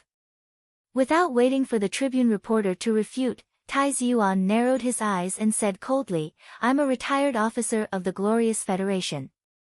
I've not only held a pen in my hand like you, I've also held a gun. I'm not hiding in the safety of the Capitol ring, sitting on the sofa with a pen in my hand and killing imaginary soldiers of the Empire in order to love some people of the Federation. Tai Ziyuan stared at the reporter who had an extremely ugly expression and said word by word, I've been on the front lines. I've resisted the invasion of the Empire with the guns and bullets in my hands. I've killed countless soldiers of the Empire who rushed in front of me. Those cruel and barbaric soldiers of the Empire are not just imaginary images that only exist in the minds of people like you. They are real people. Therefore, you should ask the people of the Empire what they want to do, not me. If you and your newspaper company try to connect me with the people of the Empire in the future and insult the dignity and honor of a retired officer of the Federation, I will not hesitate to shoot you just like I did to the people of the Empire. The Tribune reporter looked at the thin and weak young senator in shock. He was at a loss for what to do because of the sudden pressure from the other party. He subconsciously waved his arms and shouted to his colleagues around him, he's threatening me. Did you see that? A senator is using threats to fight against the freedom of the press. He thought that the words such as the freedom of the press and threats would easily provoke the emotions of the reporters around him, but he only received indifferent and mocking gazes.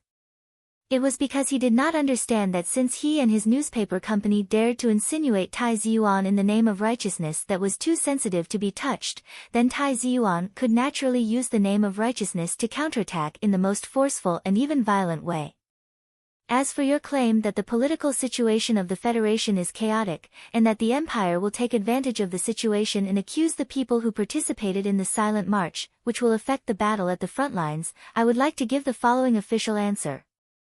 In the cold wind, the young senator looked at the microphone and recording pen in front of him and said solemnly, if you believe Major Da Vinci's accusation, then you should understand that what the Federation government and certain high-ranking military officers are doing on planet Emo is not ostracizing, suppressing, or purging. They are shooting behind the backs of the brave and fearless soldiers who are bathed in blood. This is pure murder. Here, I would like to ask all of the citizens of the Federation to consider, who is the real threat to the Federation right now, between this government and the Empire. The crowd fell into a deathly silence. Highly recommended a super urban pretentious book, The School Beauty's Bodyguard.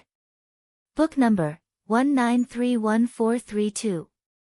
Fishman Too's newest supernatural work after, So Pure, So Flirtatious. Lin Yi was a normal 12th grader, but he had another important task on his shoulders, and that was to woo the school beauty.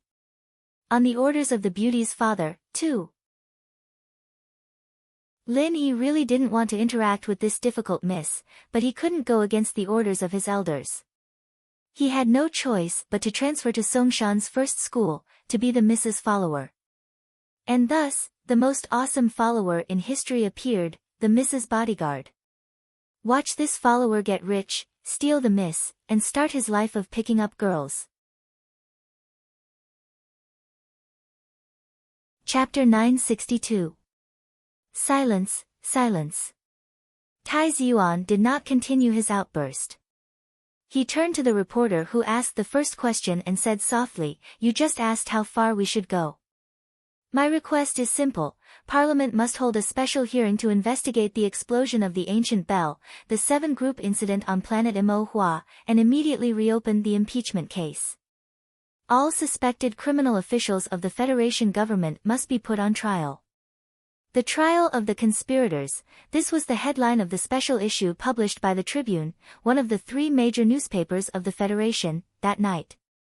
The special issue believed that there was an unspeakable conspiracy behind the major events of the Federation in the past 6 months. Some decadent reactionary families intended to incite the blind people, provoke the antagonism of the dangerous classes, and intensify social conflicts, so as to carry out a strong counterattack to achieve the goal of prolonging the sinful lives. The contents of the 3 major pages of the report carried out and even developed the illusions or insinuations of the reporter during the day. They directly pointed the spearhead at the silent march, at the silent 7 families, and at the young Senator Tai Ziyuan. Below the eye-catching headline on the front page was a political article written by President Pabre himself. In the article, he calmly answered some of the most important questions of the people and expressed his views on the political affairs of the Federation in the past 3 years. Then in the conclusion, he wrote, "The real enemy of tolerance is fanaticism. But the ones who challenge tolerance are often not those fanatics with firm beliefs, but often these people. They want to dispel their own doubts, and at the same time, they want to seal the mouths of others and bind their hands and feet. They want to bind our hands and feet, so they do everything they can to repeal the Patriot Act. They want to seal the mouths of others, so they use all kinds of means to threaten, hold, or bribe the media." George Carlin once said that the only strength the will of the weak can possess is fanaticism. If the cowardly strong who control the resources of society will only use the last strength of the weak like you and me to achieve their own personal goals, then why should we be lenient to them? Mr. President's writing was still strong and moving, like the eloquence on the podium, but in today's Federation, it could no longer arouse as many enthusiastic responses and support as it did in the past. There were many people who were deep in thought when they saw the text, but no matter what school of thought they were, they all maintained a cautious silence for the time being. The next morning, another major newspaper that had been silent for a long time, the Capital Special District Daily News, made a quick response. In an inconspicuous corner of the second page, the editors enthusiastically cheered for the freedom of the chief editor and chief reporter. At the same time, they published a simple response from Mr. Bob to the president at the end. "If the opposite of fanaticism is callousness, then when you choose callousness, don't blame the people for naturally choosing fanaticism." Inside the temporary tent in front of the George Carlin Art Center, chief editor Bob, who had not slept all night, picked up a half-extinguished Coors cigarette and took a sip. He then rubbed his dry eyes and was about to drink the bitter coffee that Torres personally prepared to end the second official political essay when he saw Wood lift the curtain and come in. The response is simple and powerful, but why is it on the second page? Reporter Wood grabbed his coffee cup and took a sip. He frowned at the bitter and thick juice, then shook his head and said, "Torres really knows your habits, but when did you go through the divorce procedures? She has been waiting for you for so many years." The opposition of the children is greater. Chief editor Bob smiled bitterly and said, "This just answers your first question. In my opinion, responding to Mr. President's cliché is not even as important as dealing with family issues." Wood waved the special issue of the Forum that he had read all night and said with emotion, "Mr. Pobre, who has relied on the fanatical support of the people for decades to grow from an orphan in a mining area to the president of the Federation, has actually started to be wary of the word fanaticism. This is really a ridiculous thing. History is always easy to make those who have lived long enough to feel ridiculous." Bob said, "That year, that Senator Medellin wrote more than a dozen eloquent editorials. Who would have thought that he was from the empire at that time? Who would have thought that his opponent in the election would actually start to write editorials now? Political history will always be so boring and repetitive." Wood frowned and looked at the demonstrators who were consciously cleaning up the garbage outside the tent. He said thoughtfully, "Will Tai Ziyuan be different? The difference between politicians and politicians is like the difference between a painter and a painter. The former can't retain the original truth and feelings, and is always a repetitive manual work. They only need to achieve their goals, such as making money or fame." Chief editor Bob said with emotion, "When Pobre stepped into the politics of the Federation from a down-and-out law firm, we had just entered the news circle. Since then, I have been shouting and defending for him, because I feel that he is an anomaly in the political circle. He is a fresh stream, and he is most likely to become a politician, not a politician with a stomach full of lust and a brain full of bank card passwords. Unfortunately, the reality is always so disappointing." In the end, he still walked the path of a politician who plays tricks. "As for the young senator you are concerned about, I think he has already done an excellent job in terms of rallying the people, stirring up opposing emotions, and controlling the fanatical atmosphere. If you carefully analyze the answer with the Tribune reporter, you will realize that he didn't actually give the real answer to any of the sharp questions, but it was enough to convince the spectators that he was right. Because of his family background, the ambition in our eyes is only natural in his eyes, so no one can capture any unpleasant feeling in his body. He has an innate aura that makes people feel peaceful and trusting. Wood frowned and asked, "This is not a talent show. What are you trying to say?"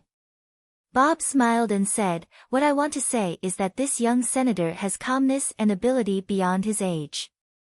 He is already a mature politician.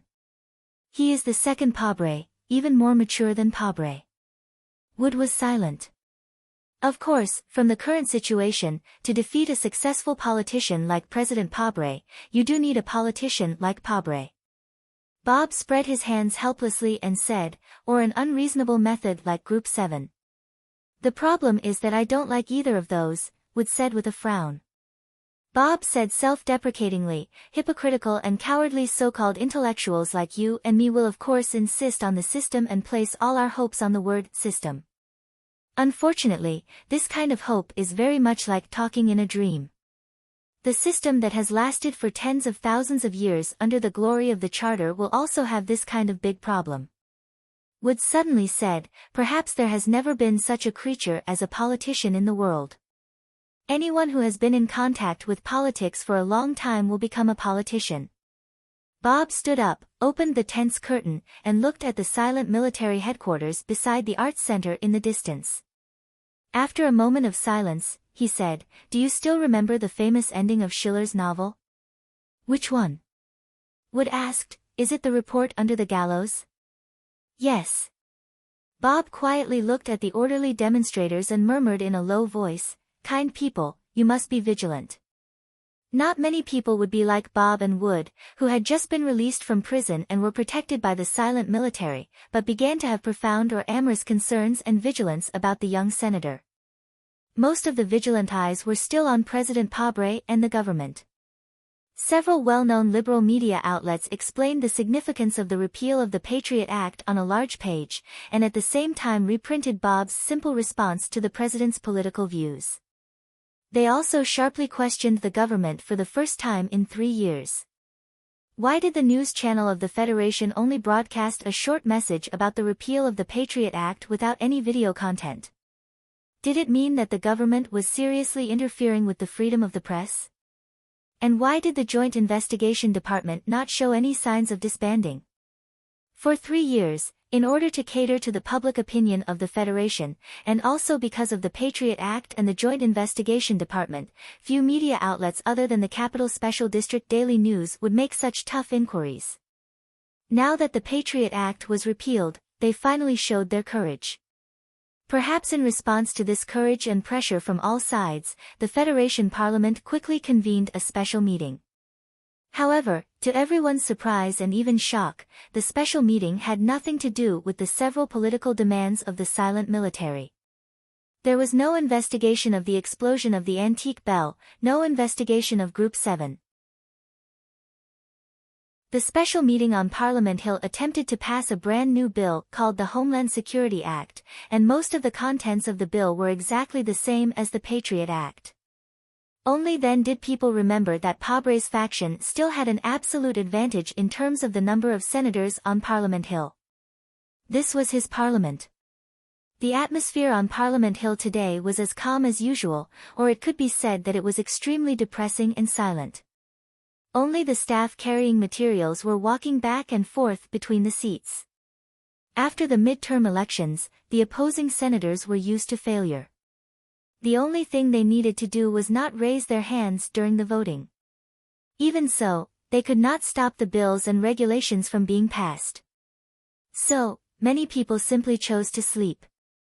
After all, they could not raise their hands under their heads. Please raise your hands. The security guard on Parliament Hill looked at the young officer in the wheelchair expressionlessly. He gestured for him to raise his hands and then took out a detector to check. He did not even miss the gray blanket covering the disabled officer's broken leg. Since the tragic death of Vice President Byron and several senators on Parliament Hill that year, the security measures on Parliament Hill had become extremely tight. No one could enter the building with a gun. After the check, Da Vinci pushed the wheelchair through the door. He stroked the sore part of his broken leg from time to time. The expression on his determined face was unusually calm. No one, including the security guard, would have thought that the rebel wanted by the Federation government would dare to appear on Parliament Hill. Chapter 963. Voting represented the political rights that the people gave to the members of Parliament. Raising or lowering their hands represented their attitude. However, in Parliament Hill, some members were playing with their fingers in boredom, some were sleeping on their arms, and some were playing games on their phones. The National Security Advisor was explaining the Homeland Security law in detail, and the members of the PAC faction were asking questions with a serious expression. Occasionally, there would be warm applause, but in the eyes of these minority members, it was as if it didn't exist. Since the problem couldn't be solved through voting, then it was better to just silently resist. Members of Parliament, Parliament Hill is the last bastion of justice for the Federation. In order to win this war with the Empire, in order to protect the greatest justice of the people, I hereby ask that you raise your hands and pass the Homeland Security Law. The National Security Advisor ended his explanation and nodded with a smile, indicating that he should step down. The host of the meeting looked at the schedule and said into the microphone, "Next, let's welcome Lieutenant Colonel Yun Peng from the Department of Defense to speak." On the pathway paved with expensive wooden planks, a wheelchair slowly and firmly moved up. The young officer on the wheelchair had a firm expression, as calm as the blanket covering his broken leg. "Are you Colonel Yun Peng?" The host frowned as he looked at the wheelchair in front of the podium, feeling that this officer looked somewhat familiar. The officer shook his head and replied, "No, I'm Major Da Vinci from the new 17th Division." Hearing this name, the members of Parliament who were playing with their fingers in boredom stiffened. The members who were sleeping on their arms suddenly sat up straight, and the members who were playing games on their phones subconsciously looked up. The originally lifeless Parliament Hill was suddenly filled with exclamations. A few members of the PAC faction stood up in shock. After hesitating for a moment to confirm the identity of this person, they began to shout for the guards. The guards at the various entrances quickly rushed to the podium. Da Vinci, who was sitting in the wheelchair, didn't seem to notice the danger at all. He stared at the dense crowd of members of Parliament below the podium and spoke at an extremely fast speed. Mr. National Security Advisor said that Parliament Hill is the last bastion of justice for the Federation. You are sitting here because the people have given you the right to sit here. Then why can't you take the time to listen to the voices of the real soldiers on the front lines? The guards had already rushed to the rostrum. The guard at the front pulled out a stun baton from his waist. A guard grabbed his wheelchair, and a guard roughly grabbed his collar, trying to twist his two remaining hands to the handcuffs behind his back. With his wheelchair overturned, Leonardo da Vinci struggled with all his might. His military uniform that was densely decorated with military medals and decorations was torn apart. Lying on the ground, he looked at the distant dome of Parliament Hill and roared angrily, "Damn it! You bunch of cowards!" Faced with this disabled officer's angry reprimand, some of the councillors frowned slightly. Then, they slowly lowered their heads and continued to play with their fingers. The other councillors stood up and waved their arms, cursing angrily in response. They also booed him mercilessly. At this moment, the councillor who was playing mobile games frowned. He slammed his mobile phone on the table and said, "Wait. Wait for the rebel officers to deliver a vicious speech attacking the Federation on Parliament Hill. Larry, you have to remember that this is the Sacred Federation's meeting room, not the gathering place of some hooligans. Please remember your identity and don't do anything stupid." Da Vinci was pressed to the wooden floor by the guards. In his eyes were the magnificent crystal chandelier hanging in the dome and the rostrum high above. He was still sad, but he did not have the tragic feeling of a desperate person. He gave up resistance and laughed loudly like a lunatic. The Federation News Channel is broadcasting the meeting room live. The whole Federation is watching how you treat a disabled major. Mr. Councillors, it seems that you are really not worried about being abandoned by the voters. No one believed the threat of this officer. Indeed, there were 12 cameras set up by the Federation news channel in front and behind the rostrum. However, this was the usual practice of the Parliament Mountain. There was no news broadcast today. At this moment, the main light screen behind the rostrum suddenly lit up like a white wall. The quality of the light screen was very poor. Only a few blurry faces could be seen, but the logo of the Federation news channel clearly appeared in the upper left corner of the screen. Under the logo, there were two clear words, live broadcast. The whole Parliament Mountain was in an uproar. The councillors who had just sat down after satisfying their anger and curses stood up again in shock. They looked around for possible surveillance cameras as if they had seen a ghost. The picture gradually became clear, revealing a handsome but extremely violent face. Next to this face, there were 7 or 8 officers wearing the uniform of the Federation. The Parliament Mountain gradually quieted down. All the councillors' eyes fell on the light screen and recognized the identity of this officer. It was a video email from the forward base of Planet Inkflower, from the front line of the war. In the video email, the young and proud colonel of the Federation frowned and stared coldly at the camera. He said, "As a soldier of the Federation, I should not be involved in politics. However, because of the request of a woman I love, I will make an exception and make the following explanation to the Parliament of the Federation and the people." There are 3 sentences in total. I am Colonel Li Feng, the current commander of the 17th Division of the Federation's 1st Military Region. The officers next to me are all officers of the 17th Division. I don't know what Major Da Vinci wants to say when he enters Parliament Mountain. I only know that he is definitely not a rebel officer. That's all I have to say. After a few simple sentences, the video email ended. The projection of the Parliament Mountain Master returned to the live broadcast of the news channel of the Federation. In other words, it returned to the scene of the Parliament Mountain. Hundreds of councillors looked at themselves on the light screen with complicated expressions. Looking at the eye-catching live broadcast logo, thinking about the testimony of Colonel Li Feng, they fell into a long silence. In any case, the simple testimony of a colonel of the Federation was definitely not enough to overthrow the command of the Federation military. Not to mention, the way he gave his testimony was so ridiculous and comical that it showed such disrespect to Parliament Mountain. However, this colonel was called Li Feng.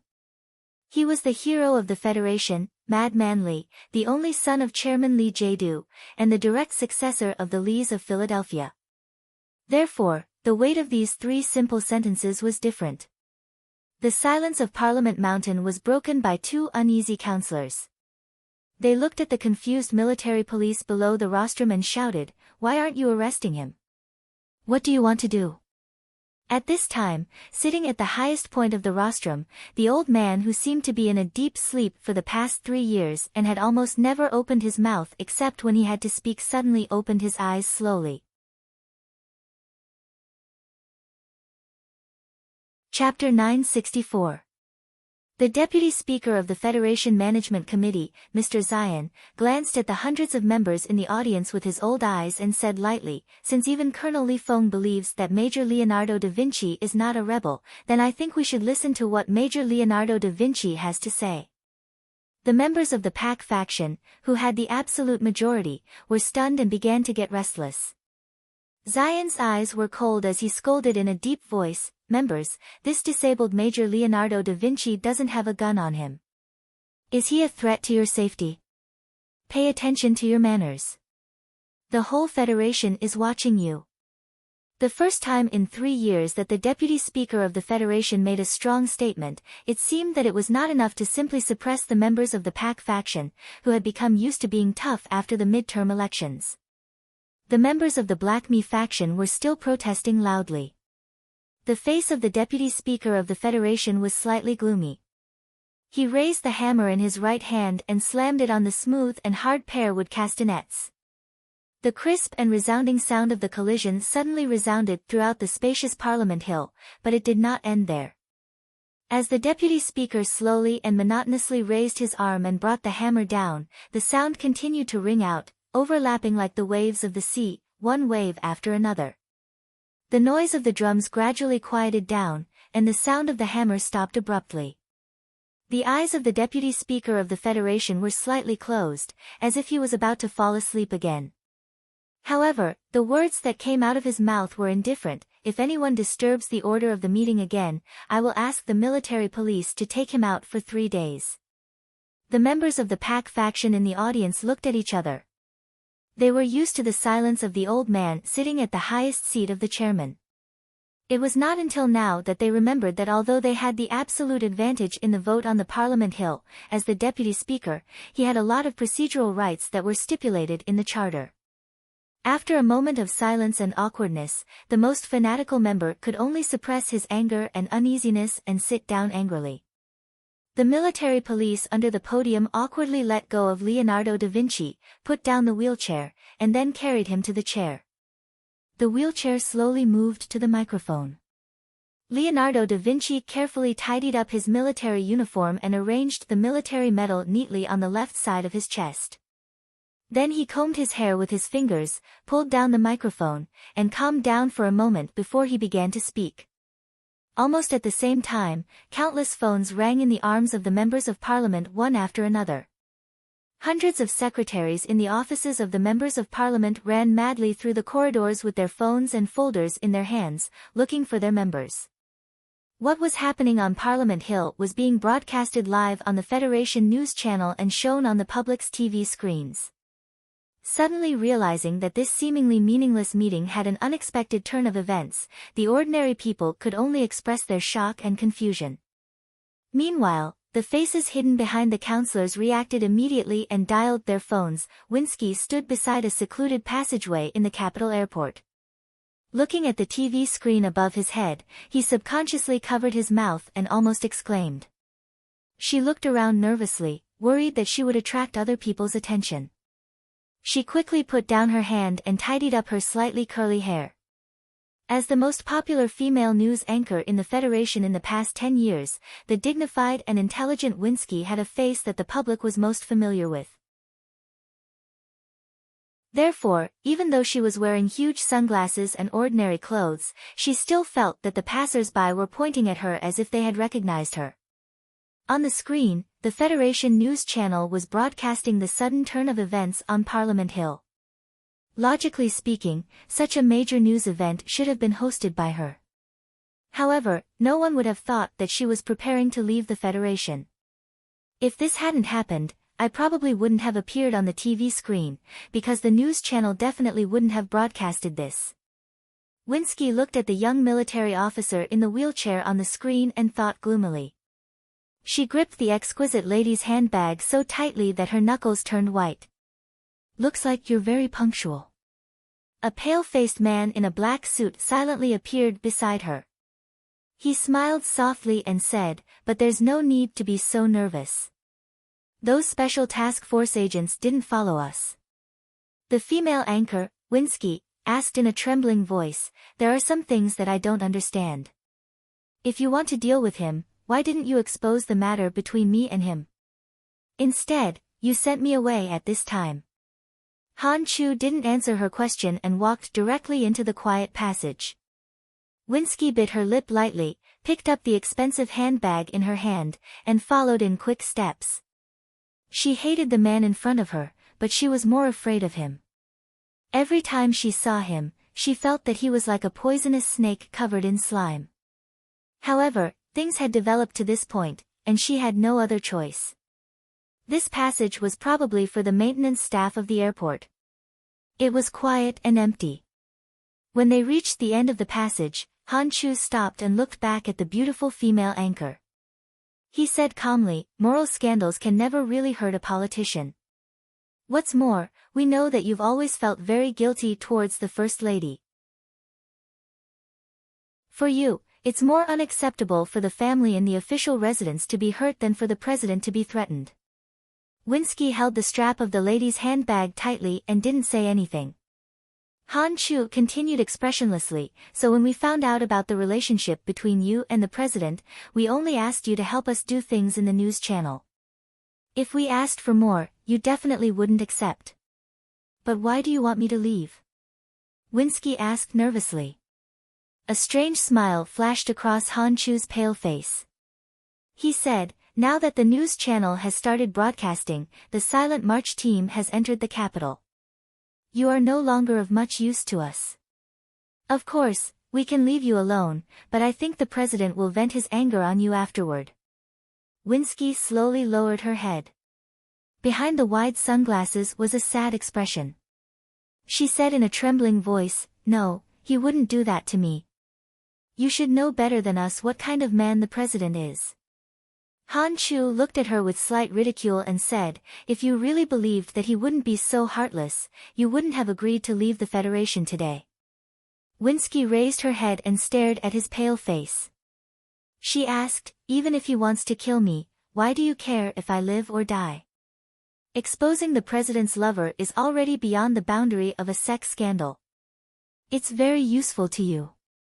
You are indeed the best news anchor in the Federation. Even at this time, your mind is still so clear." Han Chu sighed with a complicated expression. He looked at her and said, "What you said was actually my initial plan. Unfortunately, this insidious and perfect plan was rejected by him because he thought that there was indeed love between you and the president. He felt that this kind of thing should be respected." Winsky held the strap of the handbag tightly and didn't speak again. She knew that the man beside her was talking about was the underworld king of Bermuda. However, as the president's secret lover, it was difficult for her to be shocked by other so-called big shots. She just silently listened to the words of love relayed by the other party and then silently asked herself in her heart if she had betrayed love. "I didn't betray you." Sitting on a spaceship heading to Bermuda in the southwest part of the capital airport, the female anchor looked at the familiar scenery outside the window and silently said in her heart, "In the beginning, I really wanted to protect you, but I didn't expect that those Bermudians would have such a terrifying degree of control over people's hearts." There was a thin layer of snow on the side of the spaceship. The new type of snow-melting agent was working efficiently. The layer of snow quickly turned into a strange pattern. The female anchor looked out of the window. Her fingertips pierced deeply into her palms. There were traces of blood oozing out. Perhaps it was because of this that the skin around the sunglasses was unusually pale. "My love. I'm sorry, good luck." The spaceship to Bermuda was about to take off. Sadly, she sent the last text message to the man in the official residence and then turned off the phone. Not far away, beside the transparent wall of the underground passage of the airport, Han Chu silently watched the spaceship disappear into the lead clouds. A faint smile appeared on his pale cheeks. Then he took out his phone and dialed a number. He whispered, "It's done." Black ordinary roads traversed the fields. In the Federation's old-style farms, it was extremely rare, so it retained a lot of the flavor of the past. Lin Banshan hung up the phone and looked at the snow-covered haystacks and frozen water wheels passing by the car window from time to time. His face showed a look of yearning and admiration. The car stopped in front of a very inconspicuous courtyard. Lin Banshan walked to the wooden door and politely knocked on the door. The courtyard door opened and a two-story wooden building appeared. An old man was grinding dried corn with a coarse stone in front of the porch. He didn't look up, but seemed to know who the visitor was. He smiled and asked, "Kid, you should be in the capital at this time." In this world, even the old men in the Lin Manor didn't dare to call Lin Banshan kid. Probably only this old man was qualified. Lin Banshan still maintained the carefree attitude he had for the past 20 years. He walked to the porch and sat down on a small stool. He began to grind the dried corn with him. He lowered his head and answered casually, "Someone in the capital is handling it. If nothing unexpected happens, the Pabre government will definitely fall into a quagmire. As for whether there will be any difficult problems in the future, it's a matter for Madame and Sulu. I don't care, and I don't have the ability to care. You can't expect us gangsters and the regular army to fight head-on. So you came to grind corn with this old man?" The old man looked up and asked. The wrinkles on his forehead were much deeper than before. Lin Banshan found that grinding dried corn was a very hard job. He rolled up his sleeves and complained while grinding hard, "You didn't want to live in the ranch that the Thai family arranged for you. You didn't want to live in the manor that I bought for you. You just had to come to such a rural place. Are you really not going to play golf?" "I like to play golf because I have to deal with some machine or computer data every second. I want to get closer to nature so that my brain doesn't become mechanical." The old man used his hand to scoop the ground corn into the old-style bamboo basin. He coughed twice and said, "But speaking of nature, what activity is closer to nature than farming? If I were in Bermuda, I would definitely open a pig farm. With your status, publicly declaring that you want to violate the Wildlife Protection Act under the spirit of the Charter, isn't this a bit inappropriate?" Lin Banshan wiped the sweat on his forehead and threw away the half of the jade stick in his hand. He said, "Old man, before you die, can you do something good?" "I retired a long time ago," the old man said with a smile. "I'll make a pot of porridge for you later. It'll be delicious. Don't use food to brush me off. Of course, you don't have to care about the government's affairs and the military's affairs. But don't forget, at that time, when you took advantage of my young age to coerce me into joining the Bureau. Serving the Charter is a lifelong career." Lin Banshan said, "In that case, even if you retire, as long as you are not dead, you are still the director of the Federation Bureau of Proclamation." Just like what Lin Banshan said to old Director Tai in the small farmhouse courtyard, although he had left the capital special district, everything he had arranged was still working steadily, and then he dragged the government into the quagmire step by step. After the bloody incident in the capital of South Kazhou, with the cooperation of the Tai family, Lin Banshan secretly succeeded in controlling the news department of the Federation TV station and dealt a heavy blow to the Federation government. After the incident, the relevant agencies of the Federation government began to investigate what went wrong with the news department, and why the video that was obviously produced by the Silent March Command could be broadcast through this channel. With the full cooperation of the other major families, the news department of the Federation TV station threw out a few scapegoats, and with the help of the female anchor, it was difficult to avoid this investigation. Up until this very moment, the federal government hadn't even noticed the seemingly unrelated kidnapping cases. The power of the 7 major families was certainly not as strong as the Federation government, especially after the Joint Investigation Department took the Patriot Act and carried out several internal purges, which they would rather be wronged than miss. Their influence in the huge bureaucracy was rapidly weakened, and the officials they could control were getting fewer and fewer. However, after all, these families were terrifying existences that had survived in the shadows for tens of thousands of years.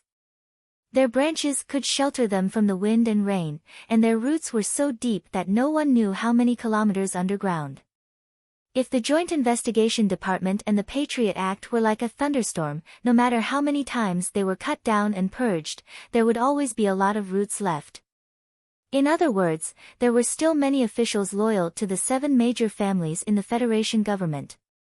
Once these officials collectively made a move, it would not be too difficult to cover up for the news department of the Federation TV station. In the news department of the Federation TV station, dozens of staff members were busy with serious and nervous expressions. However, the studio was deathly silent. No one spoke, including the director who was constantly wiping his sweat. Since sleeping with the black horse's head in the villa for a night, the director of the news department had rapidly lost weight. The official in charge of publicity in the official residence had thought that he was under too much psychological pressure because of the report in South Kazhou, and had kindly comforted him with a few words. How could they have guessed the real fear in his heart? There were several staff members like the director in the news department. Some of them had huge gambling debts, some of them went to the brothel only to wake up in the early hours of the morning to find that the girl in their arms was not yet 16 years old, and someone had taken a picture of her. Some of them did not even know where their parents or children had been kidnapped by those terrible mafia until today. The feelings of fear turned into a deathly silence. The director, reporter, cameraman, engineer, and director all knew that there was something wrong with each other, but they did not know what the problem was. They could only do as those people asked and had no choice at all. The director looked at the incomparably lively scene in Parliament Hill on the TV screen and pretended not to hear the phone ringing on his desk because he knew that the call was definitely from the government. After a moment, he glanced uneasily at the electrician in the corner who had lowered his head to do his work. It took a lot of effort for him to swallow his bitter saliva. The person who could decide the content of the news department was no longer him, nor the government, but the electrician who had been hired a few months ago, because this electrician represented the attitude of those people. The staff members inside and outside the studio of the news department suddenly became nervous. Their bodies stiffened as they looked over there. A female editor even almost fainted because they saw that the electrician who had been squatting in the corner suddenly stood up. The electrician hung up the phone in his hand and walked to the window to take a look. He turned back and calmly said to the crowd, "Because the floor is too high, you probably can't hear the noise below. I just want to tell you one thing. You don't have to worry about the government sending military police to arrest you because the Federation TV station building is now surrounded by silent marching troops. They can't enter. Director Bryn, we really can't go in. There are at least tens of thousands of people surrounding this place. How can my people go in?" The streets around the Federation TV station building were already occupied by the crowd. Tens of thousands of protesters wearing black masks raised their hands and blocked a dozen black SUVs and even more police cars outside. Beside one of the black SUVs, the deputy director of the Federation Investigation Bureau had an extremely ugly expression. Looking at the sea of people on the streets, he roared into the phone in his hand, "Send a helicopter. Tens of thousands of people are surrounding this building. Seeing the helicopter land on the roof, they will definitely rush in. When the time comes, will you bear the responsibility or will I bear the responsibility? You bear the responsibility. Even if you bear the responsibility, you won't dare to give the order." The deputy director hung up the phone angrily.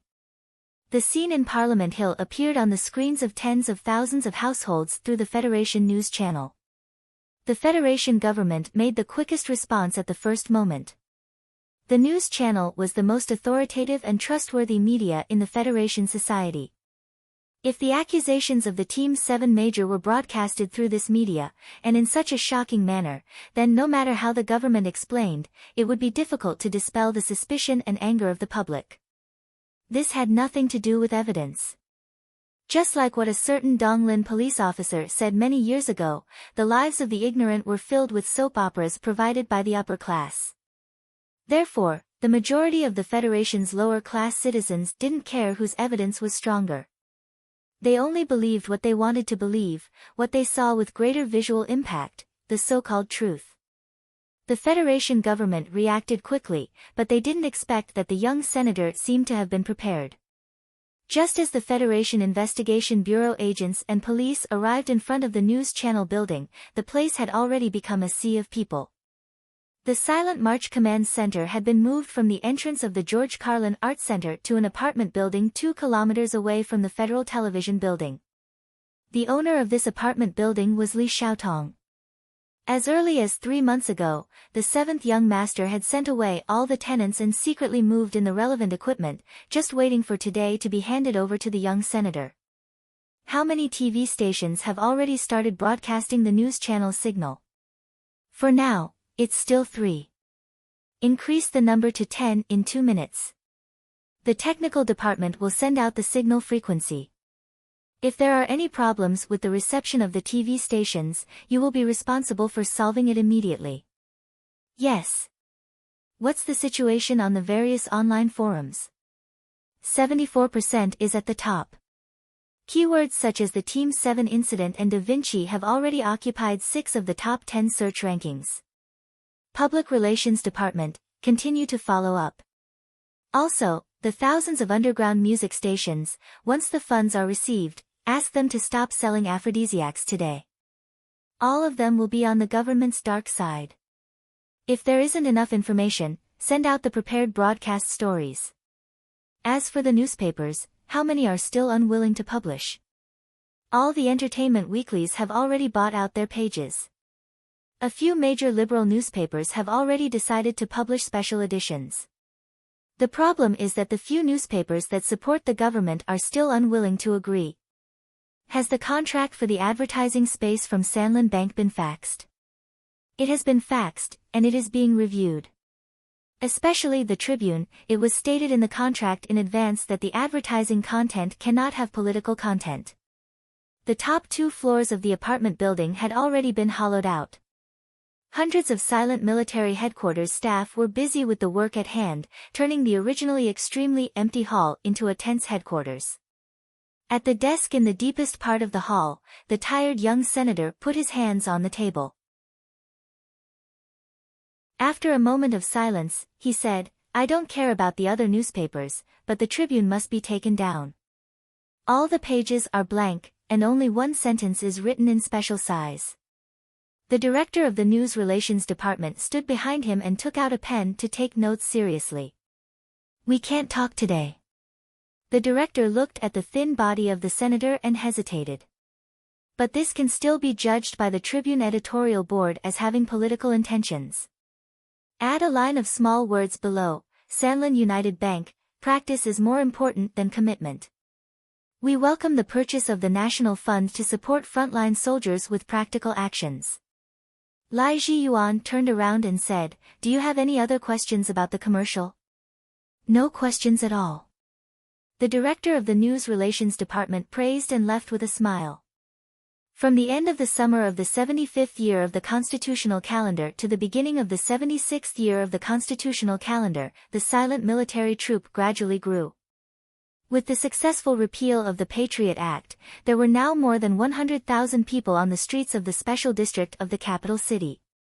In addition to the TV station of the Federation, many people were also heading to the Parliament Hill. But the person who was directing this huge crowd with a clear rhythm and using all kinds of methods to advance step by step to victory was only a tired young senator. Zhou Yu looked at Tai Ziyuan, who was leaning against the desk with his face up and eyes closed. She suddenly realized that there was actually so much strength hidden under this thin body. She slightly frowned and said with emotion, "It's really exciting to witness such a performance with my own eyes."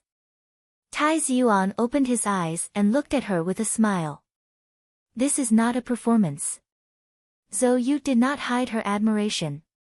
She sighed and said, "It is indeed not a performance, but a performance.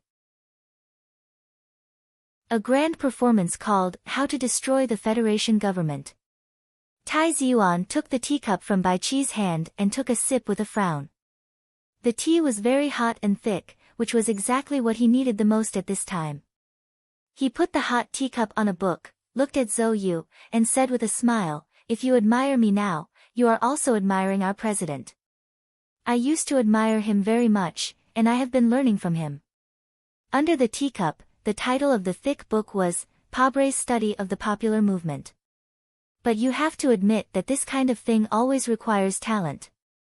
Whether it is you or President Pabre, you both have this kind of talent.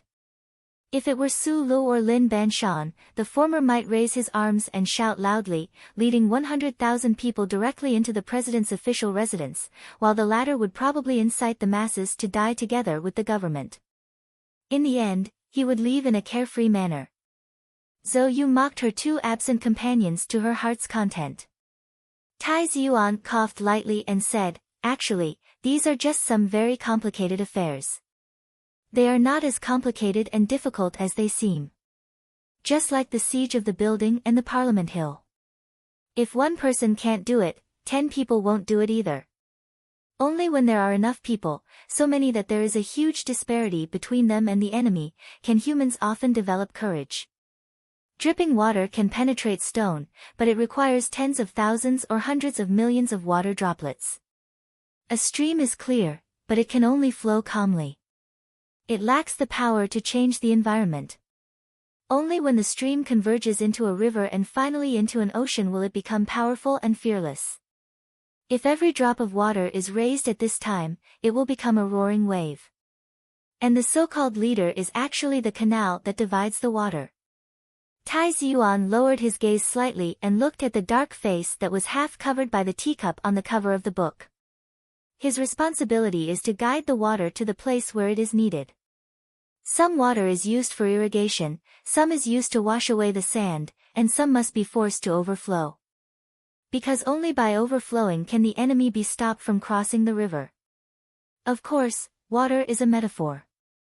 Tai Ziyuan said, if someone tries to make a real flood to stop the enemy, then I don't know what to say. Leonardo da Vinci broke into the Parliament Hill. Madman Li sent back a video email as proof, the first time in 3 years that the deputy speaker of Xi and took a tough stance. The news channel broadcasted it live, and the people's movement became more and more intense. For the government of the Federation, this was an unexpected setback and danger. But for those who had been silent for a long time, the blurred faces in the shadow of the Federation, this was the opportunity they had been waiting for, and it might even be the last opportunity. On the terrace of the back mountain, Secretary Shen began to make a call. In the manner of the southern minister, Madame Chao began to make a call. On the top floor of the Sanlin United Bank, Li Xiuzhu began to make a call. In the villa of the Ivy Garden, Li Xiaotong began to make a call. Somewhere on the planet S3, Lin Dohai stared at the news channel and roared fiercely at the senator on the phone, I don't care. I gave you 30 million when I was 16 years old.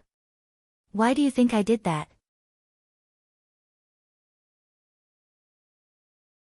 Chapter 965. Make things difficult. Make things difficult, my ass. The famous hedonistic son of the Lin family roared furiously into the phone, don't blindly trick me. Let me tell you, my big brother is in the capital right now.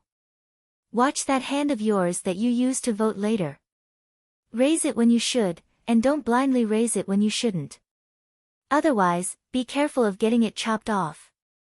Due to his excessive fear of Sulu, even though the other party had long been confirmed to be a citizen of the empire, Lin Dohai still only dared to obediently stay on planet S3. He was sick of seeing the beautiful ladies at the Flowing Fire Festival and eating the local specialty dumplings.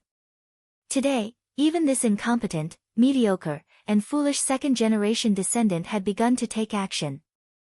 Moreover, he was able to find a target he could control in Parliament Mountain. One could only imagine what kind of commotion it would cause when the 7 clans went all out today. Da Vinci's wheelchair was pushed up to the rostrum. Low whispers rose and fell in succession in Parliament Mountain. The staff members ran around with grim expressions. The councillors had shocked and complicated expressions. All of this was because of these calls from the shadows. However, this was not enough. At the very least, it was not enough to determine the direction of Parliament Mountain. After the midterm elections, Pabre's political faction had obtained an enormous voting advantage in Parliament Mountain. It was precisely because of this advantage that the Federation government had continuously passed relevant bills to deal continuous blows to the opposition. If the 7 great clans could control Parliament Mountain, then why would they have remained silent for such a long time? And why would Tai Ziyuan's first impeachment not even pass the first reading of the procedure? The councillors and their companions discussed with their heads lowered.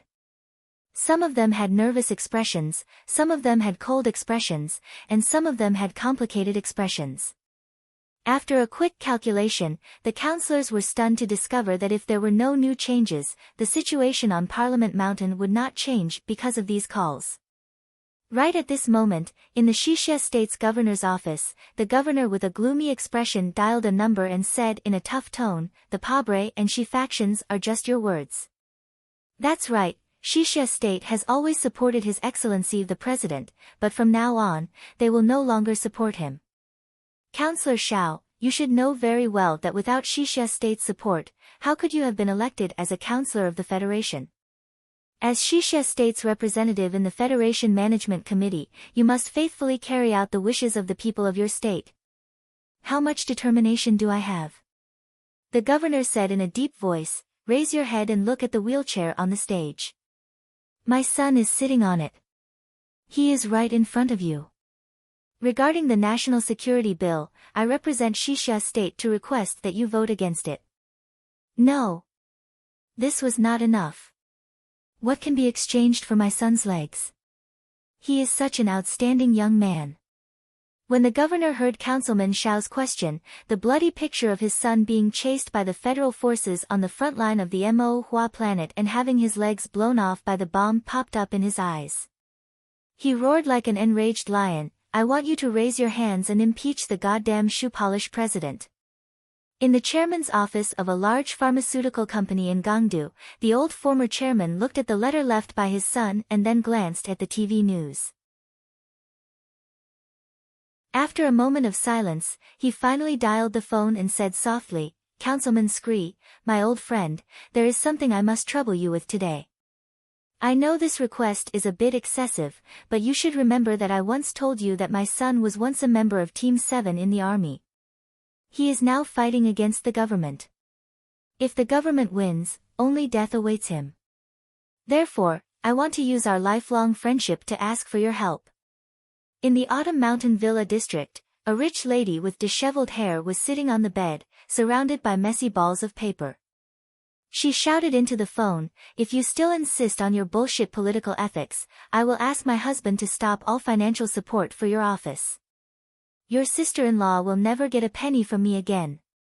The lady fiercely wiped away the tears on her face and said hatefully, "Councilman Sun Yeyu, if this still can't convince you, you can guess what even crazier things a mother who has lost her only son will do."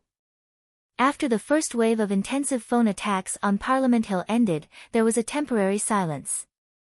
Just as they were about to proceed to the relevant questioning phase, the phone rang again. This time, it was the neutral councilman and even the PAC faction's councilman who had extremely complicated or ugly expressions. Half an hour later, President Pabre was silently watching the voting on Parliament Hill at this time in his official residence. When he saw that the Homeland Security Bill did not pass on the first reading, and when he heard the report from his subordinates, he remembered the faint worry he felt when talking to Du Xiaoqing. He remembered something from years ago. Through the documentary produced by the Golden Star Documentary Studio, the Federation got to know Team 7. In everyone's impression, Team 7 was a brave, united, and fearless fighting group. Every member was the bravest warrior. However, under the cover of those dazzling deeds, people had long forgotten that not every member of Team 7 was so unparalleled from the beginning. In the 68th year of the Xianli calendar, other than the few old members, the new members of Group 7 from the Harbor City Garrison Guard District did not have the calm and determined temperament that they had now.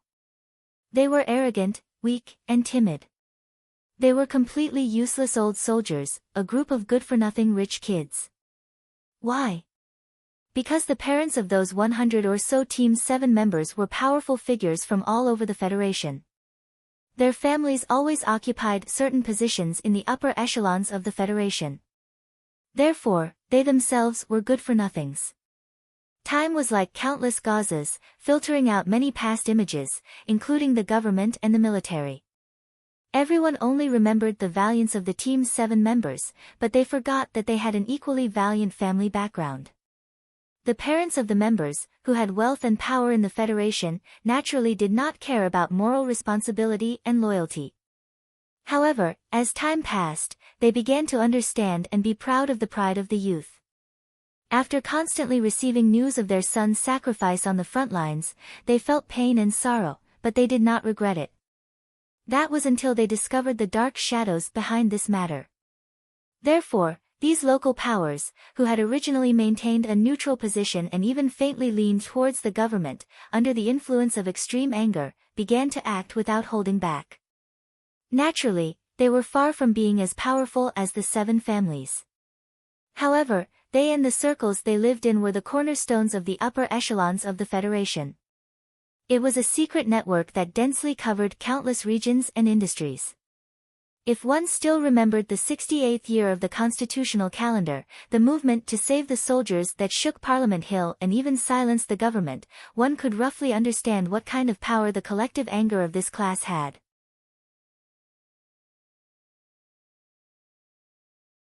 Chapter 966. President Pabre glanced at the message and deleted it expressionlessly. Then he raised his head silently and focused his attention back on the live broadcast of the news on Parliament Hill. The simple sentence in the message revealed too much. He basically understood but did not care. In the current situation, the gentlewoman who left Bermuda could no longer cause more trouble, and he did not want to investigate further. Would he miss her and complain when he reminisced? Perhaps. That woman was so intelligent, sensible, low-key, gentle, considerate. She was worth missing occasionally. However, for the president who had a firm ideal and spent his life fighting to realize it, no matter how gentle a woman was, she was still a woman. She was a flower in the cliff crevice by the mighty river, a striking cinnabar print under a splash ink painting. She had no bearing on the overall situation. Why couldn't the small-eyed special forces and the 3 most elite commandos of the Federation catch Sulu?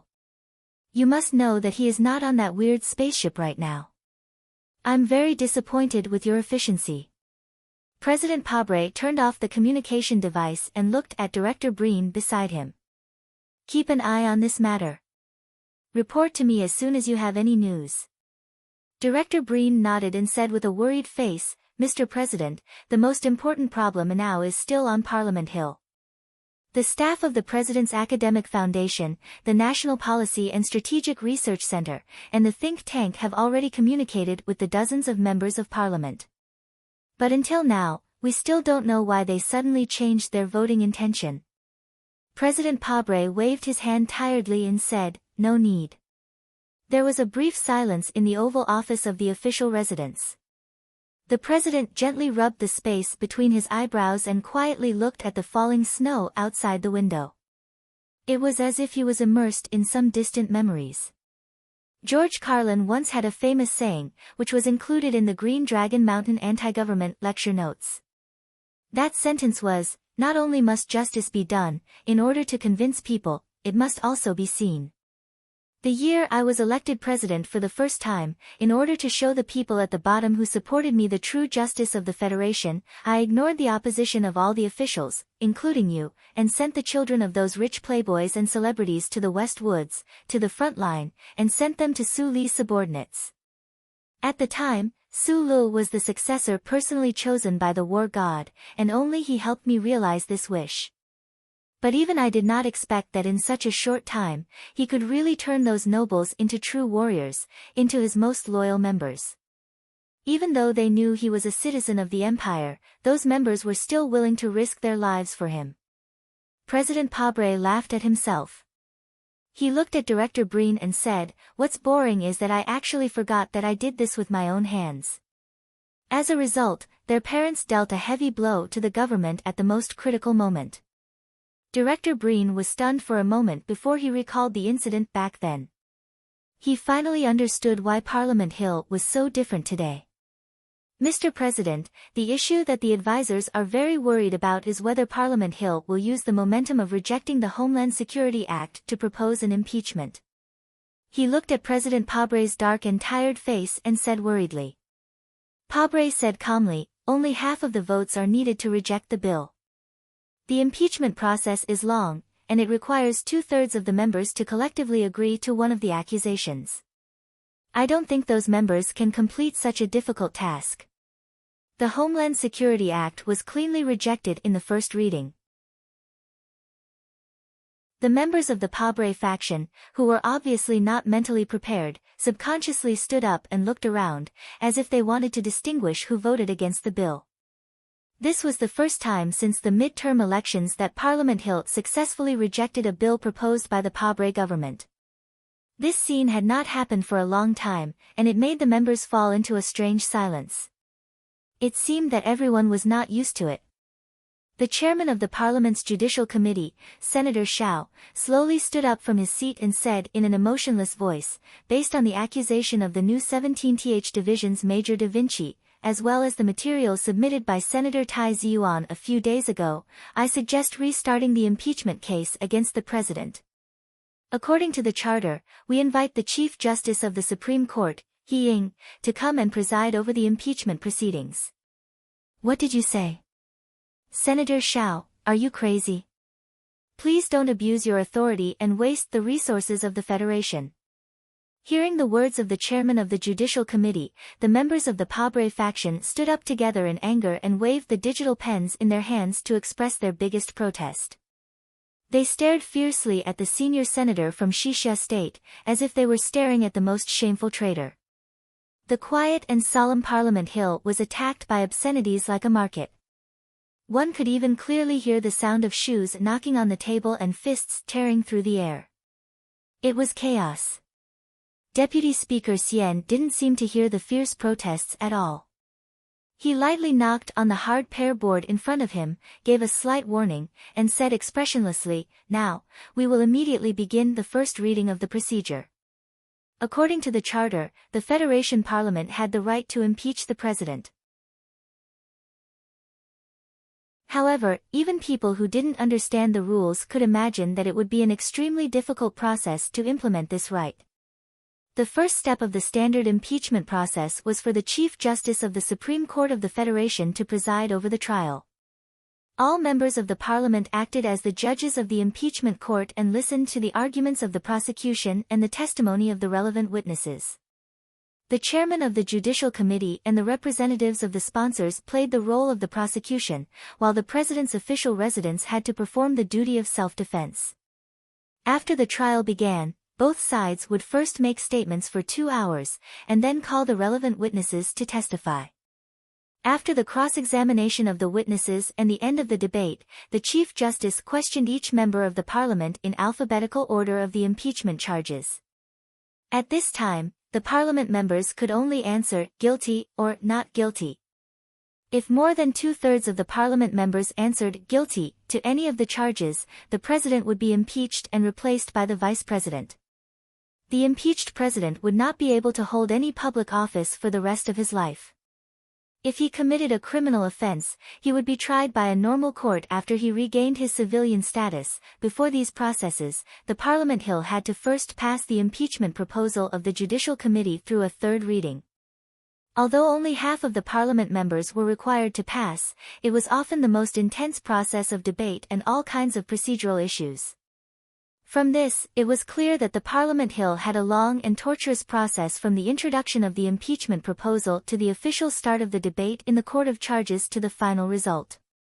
When Speaker Zion announced the start of the preliminary process of voting, there was a commotion in the Parliament Hill. The Parliament members of various factions stood up and attacked each other. Some tried to delay the process by using this method, while others mocked each other for being as childish as children. The Parliament members were all immersed in the battle that was like a warm-up in a boxing ring. The staff in the Parliament members' offices had already started to act. They kept making phone calls to purchase daily necessities, including toiletries, and asked the Parliament members' personal assistants to immediately bring the bedding that the Parliament members were most comfortable with. The most experienced members of the Parliament's office immediately informed the Parliament members' favorite restaurants to prepare the ingredients for takeout. At the top of the rostrum, Deputy Speaker Zion's eyelids drooped as he said softly, "Dear Parliament members, please make as much noise as you want. But I would like to remind you not to leave the Parliament Hill. Any attempt to cause a lack of votes by not being present is not possible today." Deputy Speaker Zion slowly raised his head and looked at the Parliament members of the PAC faction who had anxious and embarrassed expressions. He said, "Even if you can bribe the guards, I would like to know how you are going to bribe the tens of thousands of Federation citizens outside." A tempting game would always attract playful children to stay up all night and devote themselves to it. And this game on the Parliament Hill that might change history would definitely force the Parliament members who were physically weak to stay up all night and devote themselves to it, whether due to old age, lust, alcohol, or other reasons. If nothing unexpected happened, this would definitely be the longest Parliament debate and vote in the history of the Federation. Before a certain Parliament member said yes or no, no one would know what the final result would be. The entire Federation, including the Empire of the Left Sky Star region, was paying attention to the Parliament Hill. Everyone wanted to know the ending of this great show. However, there were some people who knew very well that the so-called ending would definitely not happen here, such as Sulu. Group 7, who directly and indirectly caused the current tense situation in the Federation, disappeared without a trace after completing the surprise attack on the Spring City Sanatorium. There were no traces of them on any news media, and only a few people knew that in the past night, the Federation's secret special forces had engaged in many life-or-death battles with them. A black car without any markings drove at high speed through the steep mountain road. Neither the slopes nor the dangerous sharp turns seemed to be able to slow down this black car in the slightest.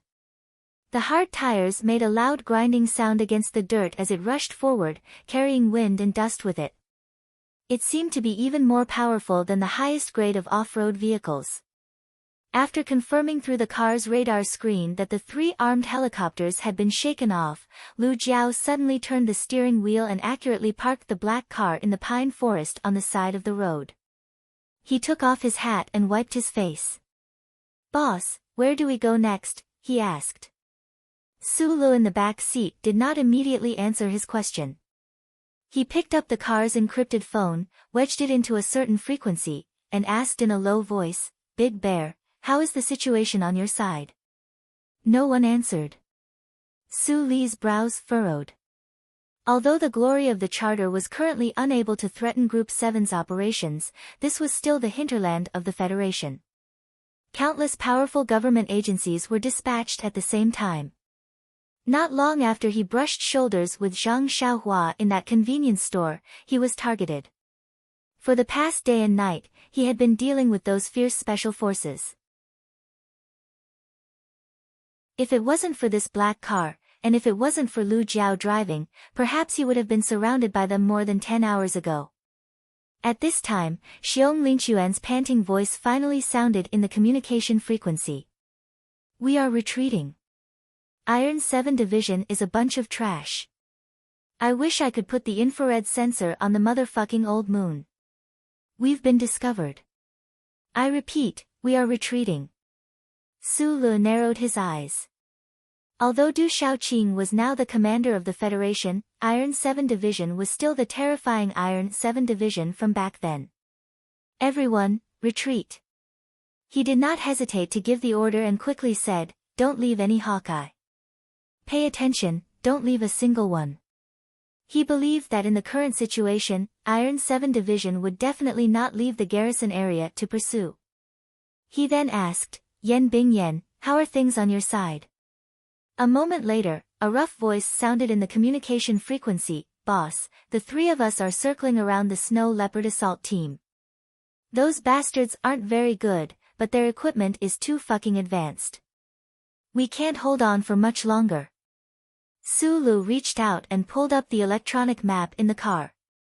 He looked at a certain light spot on the map and said, "Go straight at full speed from your coordinates at West 32. You must get out before they encircle you. Get on the train at Taikang and take the high-speed rail to the Golden Fleeting Night Club in the capital of Nank State. There will be people there to meet you." After a pause, he said, "As long as you walk into the nightclub alive, you will have completed your mission. Thank you for your hard work." 170 kilometers south of the capital was the Iron 7 Division's newest garrison camp. Opposite the military camp was the continuous Chiu Fu mountain range. The mountain range was not high in this area. It gradually extended to the periphery of Philadelphia and suddenly became a dangerous peak covered with snow. The black car was like a ghost parked in a dense forest in the depths of the mountain ridge. Su Lu carried a black box and a heavy military backpack as he walked out of the car. He hugged Lu Jiao tightly and then parted ways. It took him nearly 2 hours to find a path that no one had ever taken before from the steepest cliff. He quietly hid himself at the highest peak of the mountain opposite the military camp.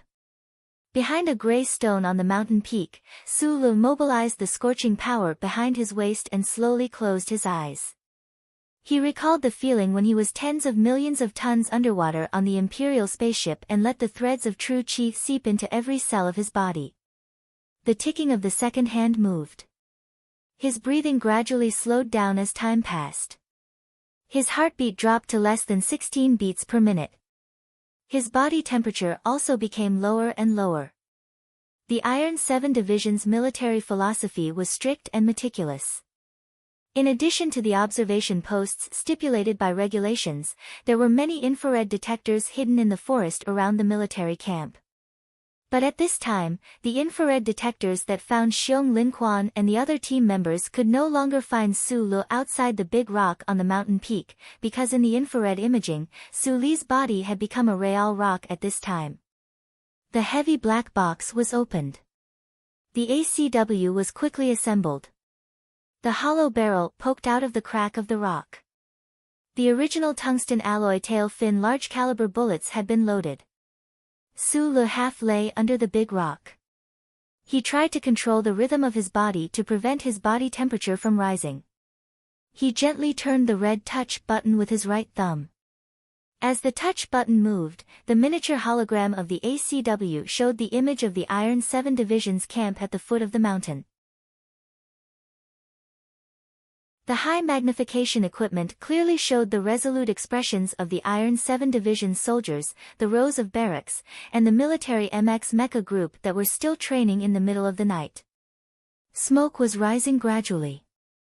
Su Lu looked at the constantly changing images on the hologram and saw Willow Mubai faintly appear in the distance. He found that the first ray of morning light had fallen on his body uninvited. He couldn't help but squint his eyes. Many years ago, he had controlled the MX mecha to half-crouch on the mountain peak during the Japanese graduation performance, bathing in the morning light and overlooking the Iron 7 Division's camp. At that time, his opponent was the Iron 7 Division's defense battalion. What he had to do was to find the battalion headquarters and defeat Shiman Jin. And today, his opponent was the entire Iron 7 Division. What he had to do was find Du Shaoqing and kill him.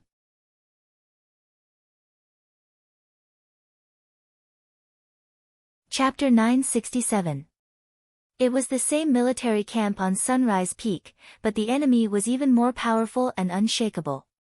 Because of the strict control of the Federation, his comrades in the Federation couldn't provide him with a mecha.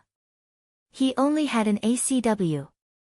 The front of the thick barrel didn't have a silencer installed because he believed that Du Shaoqing would only leave him a chance to fire one shot. As long as the shot occurred, the well-trained subordinates of the Iron 7th Division would definitely find the sniping spot immediately. Then, the mecha swarms would cover the entire mountain. Since that was the case, there was no need to install a silencer. Without a silencer, he could maximize the armor-piercing and magnetic properties of the original tungsten tail shell to ensure the success rate of the first shot. Lying under the boulder and looking up at the dark gray sky, Su Lu found that the glimmer of dawn that had just appeared quickly dimmed again. Dark clouds slowly squeezed in from the north and covered the sky again. The wind gradually picked up, dimming the light. A person from the Empire, coming to the Federation after tens of thousands of years. What kind of mental illness is this?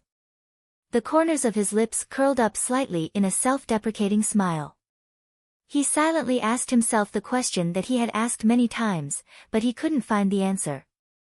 The success rate of killing Du Shaoqing was very low. Even if it was successful, a famous Federation general who was deeply loved by the Federation people would die in the hands of the Empire's prince. No one knew what kind of chaos and turmoil it would cause. If he had a choice, Su Lu definitely wouldn't have come to the Iron 7th Division's camp. If the Senate passed the impeachment, President Pabre would be willing to accept this ending and step down peacefully. This would naturally be the best development of the story. However, he understood Pabre because they were both stubborn and persevering stones. He also understood Li Jiedu because he knew that the brilliance of the Lees of Philadelphia was enough to distort many people's thinking and judgment. Therefore, Su Lu knew very well that there were no ifs in this story. He had no other choice. Pabre and Li Jiedu definitely wouldn't admit defeat, and when they began to mobilize the terrifying power of the army, no one, including himself, could stop all of this. He could only choose to kill the most dangerous and most powerful Du Shaoqing, then continue to try to kill the other two. Li Zidao held a cup of tea and slowly sipped it. As the leader of the military and the highest leader of the Joint Investigation Department, he had been very calm over the past few days. Marching into the capital city in silence, Group 7's assault on the Spring Capital Sanatorium, the nullification of the Patriot Act by the Supreme Court, and the impeachment case that was being debated fiercely on Parliament Hill right now, none of them could change the expression on his face or make the tea in his cup thicker. The Federation was in a precarious situation and was about to make a big move, but he was still as calm as a mountain. He was as calm as usual in the Joint Conference Building. Occasionally, he would care about the information of Team 7, but he didn't seem to care much about it. It was as if it was not important to him whether or not he could catch Su Lu and Team 7. Is there any letter from Feng, er? He turned around and put down the teacup, asking slowly. The secretary hurriedly moved his gaze away from the general's white hair and replied softly, I'm sorry, General. Colonel Li Feng didn't send any letters. All the officers felt that the general's behavior was a little strange. They couldn't understand how he could be so calm and confident in such a situation. Only a few of his closest subordinates vaguely understood something when they thought of the war between Su Lu and the Federation more than 3 years ago. At that time, Li Jiedu was as calm as he was now when he faced the invincible Su Lu, who had the first sequence of the charter. After that, the changes in the charter computer that no one knew about proved that his calmness came from his strong confidence in his wisdom and methods. It came from the trump card that no one could think of. Li Jiedu looked at the slowly swirling tea leaves in the cup and remembered that when he was a child, his father would often use 8 rice shinchi to shake the tea in the cup and try to use this method to make him happy when he returned home from the front lines. At that time, he was indeed very happy when he was still a little boy. However, as he gradually grew up and realized that he couldn't have the magical ability that his father had, he could no longer be happy. As he got married and had children, and found that his son had this ability, Li Jiedu's complex emotions reached a peak. Then he silently buried his childhood desire and sadness in the depths of his heart and never mentioned it to anyone. Father, your ability can make the tea swirl, but I don't envy you anymore, and I don't envy Feng anymore. Because I have found an extremely powerful force, so powerful that it can make the stars swirl. Li Jiedu said silently in his heart, and then dialed the official residence's phone number. Mr. President, I think that we must make a decision now. General, this decision is not easy to make. Our names will be recorded in history books. Mr. President, history is written by the victors. Running into an unknown future at the risk of a civil war. If you are worried about the outcome of these 2 wars, I assure you that we will definitely win the final victory. President Pabre was silent for a long time on the other end of the phone, and then he replied in a tired voice, General, wait a little longer. Deep in the alley opposite the General Staff Association's office building, there was a famous Bermuda-style restaurant, famous for its salted pig legs and black beer. Beside the green table on the balcony, Magnolia slowly chewed on the sausages and bread. Her eyes looked out from under the brim of her hat and looked at the building in the distance, full of doubts and uneasiness. In the distant asteroid belt, in the cabin of the black, broken spaceship, the slender mechanical arm was shaking non-stop as it mumbled to itself like a drunk woman, Bad Bomb, where are you? Where are you? The huge 2-dimensional light beam chessboard was full of black and white chess pieces.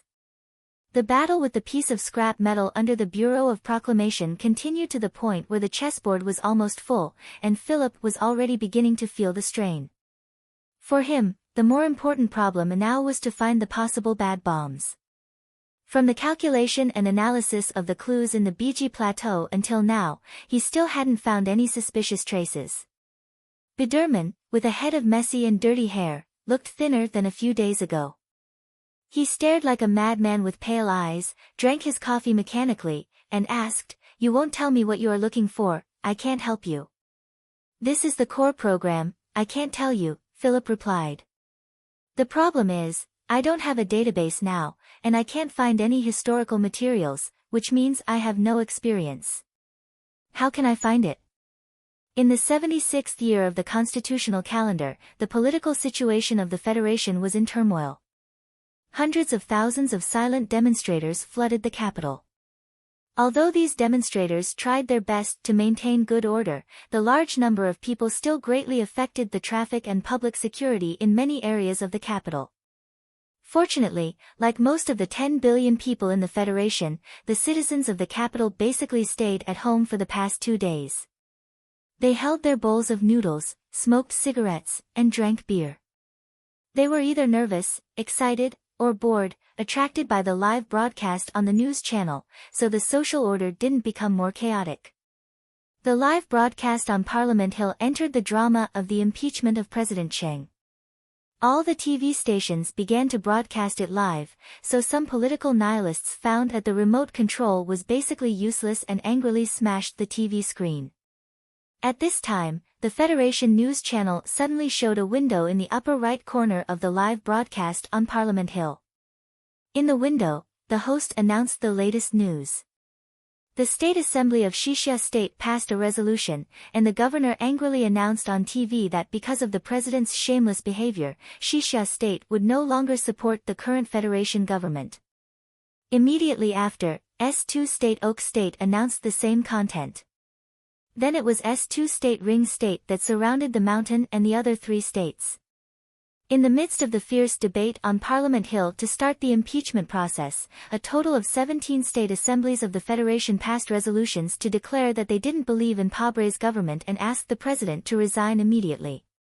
At this time, except for the West Woods region and Green Dragon Mountain who opposed the government, the political forces of the Federation clearly showed their positions. The states of the East Woods region naturally chose to support Pabre's government, but unfortunately, like many years before, this abandoned planet was easily forgotten. Not many people knew that Zhang Xiaomeng had left the capital special district early and returned to Green Dragon Mountain. In front of the bed, she clearly explained her views to the leader of Nanshui. In the dim room, the leader of Nanshui looked at her with a face full of age spots. His eyes showed the wisdom and inexplicable smile that was unique to old people. Before she left, the old man muttered in a low voice, "Radical revisionism is not good." The next day, the Central Committee of Green Dragon Mountain issued a notice to all citizens of the Federation through the Capital Special District Daily. In the notice to all citizens, Green Dragon Mountain asked for a thorough investigation of the explosion of the ancient bell case, for the president to resign and be put on trial, for the people to unite and send Li Jiedu and the other warmongers to the Qingqing military prison, and for the appropriate time to use force to protect the true spirit of the charter. On the same day, a mechanic from the West Woods region of the Federation entered the capital of Sunset State and surrounded the Venus Hotel where the Department of National Defense Liaison Office was located. Another rapid response brigade parachuted into the Changfeng military base and seized control without firing a shot. 11 senior officers of the Department of National Defense and more than 30 relatives of the Zhong family were declared as unwelcome people in the West Woods. They were escorted to the spaceship by the fully armed Zhong family troops and exiled back to the capital ring through the Changfeng military base. The troops loyal to the Federation government began to quickly gather and prepare for war. The fastest mecha troop approached the capital of Sunset State in the evening. A civil war seemed to be about to begin. The situation in the West Woods suddenly worsened, and the atmosphere was so tense that it was suffocating. At this time, the little princess of the Zhong family, who was fanatically supported by the people of the West Woods, walked out of the old house in Weitu district under the setting sun. In front of the Red Oil restaurant, Zhong Huanhua looked at the camera in front of her, narrowed her moon-like eyes, and said calmly with a smile, "Regarding the explosion of the ancient bell, regarding the death of my parents and the soldiers of the West Woods, if the Federation does not give the West Woods an explanation, then the West Woods will give the Federation an explanation."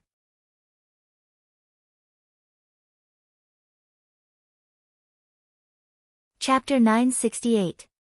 Standing next to Zhong Huiyan was the expressionless Mr. Tian. Both of them were wearing ordinary civilian clothes. Behind them were dozens of West Woods military officers in well-ironed Federation uniforms. The commander of the 7th Brigade, Zhou Jin, walked to the front of the formation and saluted with a bang. Then he left, followed by the burly commander of the local defense camp, Wang Meng. These Silan soldiers, who had sworn to protect the Zhong family with their lives and blood, received their orders and left in front of the eyes of the entire Federation. Many years ago, one of the ancestors of the Zhong family in the West Woods had left a famous quote for the Federation: "The Federation does not attack the Federation's people." However, the attitude that the West Woods military forces showed to the entire Federation today seemed to be the complete opposite of that quote. Would the first civil war in the Federation begin? Would the West Woods, which had been neither close nor distant to the capital ring for thousands of years, declare independence in defiance of the charter? If it was an old man with a gloomy expression who led Silan's native forces to issue the strongest voice against the capital ring, the Federation society and media would immediately begin condemning him in speech and in writing. They would label him as a maniacal ambitious schemer and a bloodthirsty schemer. However, the one who appeared in front of the entire universe was an orphan girl whose parents were both dead. Most people began to believe that the explosion of the ancient bell was a conspiracy of the federal government. In the face of this pitiful orphan girl who had no one to rely on, it was difficult for anyone to associate her with an ambitious schemer. No one could blame her in the name of morality. On the contrary, the people sympathized with her and pitied her. Therefore, after the West Woods Declaration was made, anti-government protests spread throughout the Federation. There were two more demands: to oppose the civil war and to ask the government to give justice to the West Woods. The governor of Xixia State arrived at the capital special district in a special vehicle. He unfurled a very long light screen banner in Charter Square and then was arrested for violating the Traffic Act. The governor did not resist at all because this was his plan. He believed that when the people of Xixia State saw the image of him being handcuffed, more people would leave their apartment buildings and walk on the streets. In order to deal with the situation in the West Woods and the increasingly tense atmosphere, the 3rd Military Region stationed at S3 started to prepare for war. However, when a mecha operator requested the Duck Mountain Assembly Base to distribute the relevant components, he didn't get a response. The Duck Mountain Assembly Base was the largest logistics base of the Federation. The garrison of the base raised their alert level. The 2 heavy alloy doors slowly closed. Countless heavy firepower groups were ready to fire at any time. In the conference room of the base, several generals of the Federation rejected the 4th transfer request of the 3rd Military Region without hesitation. In the dim front desk, the idle general who was relieved of his post as Minister of Defense 3 years ago and sent to the General Assembly base turned around and looked at his loyal subordinates. It's true that the military shouldn't have its own thoughts, but with the Constitution, the Federation forces don't fight civil wars. Right now, the Federation is already in a precarious situation. Do we need the help of a person from the Empire to get back on the right track? As a soldier of the Federation, I can't afford to lose face like this. We must save ourselves. As the anti-government forces in Green Dragon Mountain and the Zhong family in the West Woods expressed their unyielding stance, the terrifying shadow of the civil war spread like lead clouds in the sky.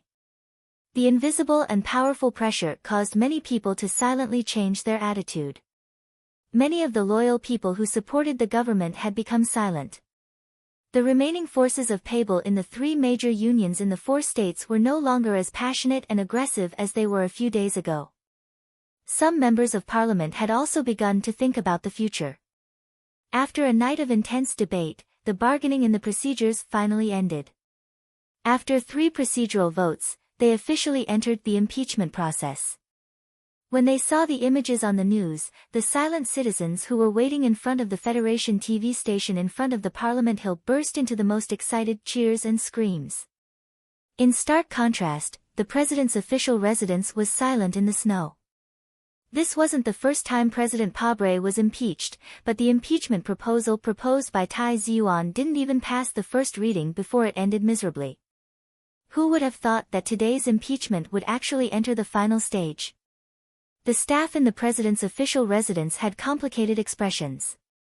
They felt that the snow outside the window seemed to have defeated the temperature control system in the room, and the surrounding environment suddenly became cold. The evidence is still being submitted. After a while, the prosecution and defense will have 2 hours of self-defense time. The defense lawyer and the relevant personnel of the Ministry of Justice have already arranged it. In the Oval Office, Director Breen looked at the president by the window with a tense expression. His voice became a little hoarse and uneasy.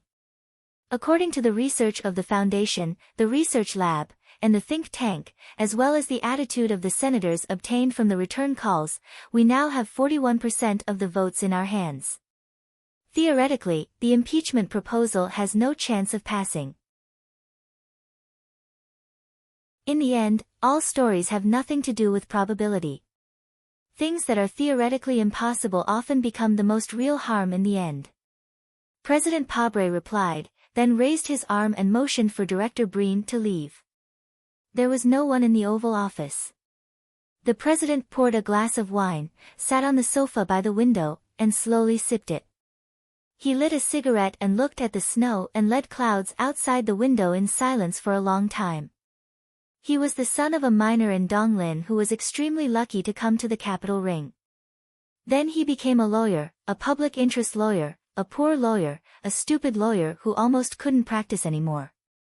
Then he became a lawyer consultant for the 3 major unions, the darling of the liberal media, a breeze in the political circle of the Federation, and finally the most powerful man in the Federation. The turning point of this legendary life was when he got drunk in a small tavern. Since then, Pabre rarely drank and never smoked a cigarette again. You once had nothing, so what right do you have to be depressed today? Do you want to watch the Federation be led into the abyss of despair by corrupt politicians, greedy families, and soldiers who don't hesitate to fight a civil war? No, Pabre, you have to stand up. It's time for you to make a decision. The dark-faced man stood up and stared coldly at the snow outside the window. Suddenly, he slammed the wine glass to the ground and turned around. The First Lady stood silently by the door. Her eyes moved from the glass pieces on the ground to his face. Her eyes were full of worry, uneasiness, and a touch of sadness and loss. I'm not doing this for myself, nor for power. I'm doing this for the Federation. You should know how much I love this Federation. President Pabre pursed his lips in pain. Facing his wife's gaze, he walked to the desk, picked up the phone, and dialed the few numbers he needed to dial. The thick clouds of snow were heavy, but they still couldn't completely block out the sunlight coming from the atmosphere. The morning light had already become bright. It was because the light was everywhere that people often forgot about its existence. Su Lu, whose body was stiff, quietly lay under a huge rock like a stone man. Through the miniature light screen next to his face, he monitored the movements of the military camp on the other side of the mountain. After observing for a long time on the mountain peak, he still couldn't find Du Shaoqing's barracks. In fact, because the distance was too far, he had to wait until Du Shaoqing walked out of the barracks if he wanted to kill him. Suddenly, his pupils contracted. His heartbeat, which was forcibly suppressed by true qi, started to beat rapidly at this moment. Then, it returned to normal. On the other side of the mountain, there was some movement in the barracks of the Iron 7th Division. From the outside, the layers of barracks and the statue-like mechas covered in rainproof cloth didn't seem to have changed at all. The only difference was that the right foundation valve of the warehouse on the west side was opened. At the same time, the people in the logistics barracks seemed to be moving more densely. Su Lu had been in the federal forces for too long. He knew that the right foundation valve was open to clear the water needed by the energy injection equipment in the warehouse. The fact that the logistics barracks were moving so densely meant that this wasn't a routine action. The energy injection equipment in the warehouse was under the ground. It was responsible for replenishing the energy of the military mechas. Through these details, he immediately determined that the Iron 7th Division was preparing for battle. The situation he didn't want to face the most was finally unavoidable. Sure enough, countless low buzzing sounds of mecha self-checks rang out in the barracks of the Iron 7th Division. These sounds gathered together and became incomparably dull and shocking. Su Lu narrowed his eyes and stared at the image on the miniature screen. A moment later, he saw more than 100 black military MX mechas lined up at high speed like 100 austere gods. Then, they drove out of the barracks in 3 different directions. He noticed that the Iron 7th Division's mechas were extremely cautious and maintained their formation.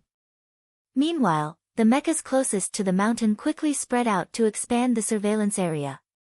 Su Li's pupils shrank and his body stiffened even more. The MX Mecha's SCC global surveillance system was designed by Shang Qiu. Even if he closed his eyes, he could calculate how wide an area the Iron 7th Division's mechas could monitor. This area was just a few meters below the giant rock, which meant that he couldn't get any closer to the road. More than a dozen dark green bulletproof military vehicles slowly drove out of the barracks of the Iron 7th Division. Su Li stared at one of the vehicles in the middle. He stared at the face that was still blurry under the ACW's terrifying aiming magnifier. It was as if he could see that pair of sunglasses and that cold expression that had been on that face for thousands of years.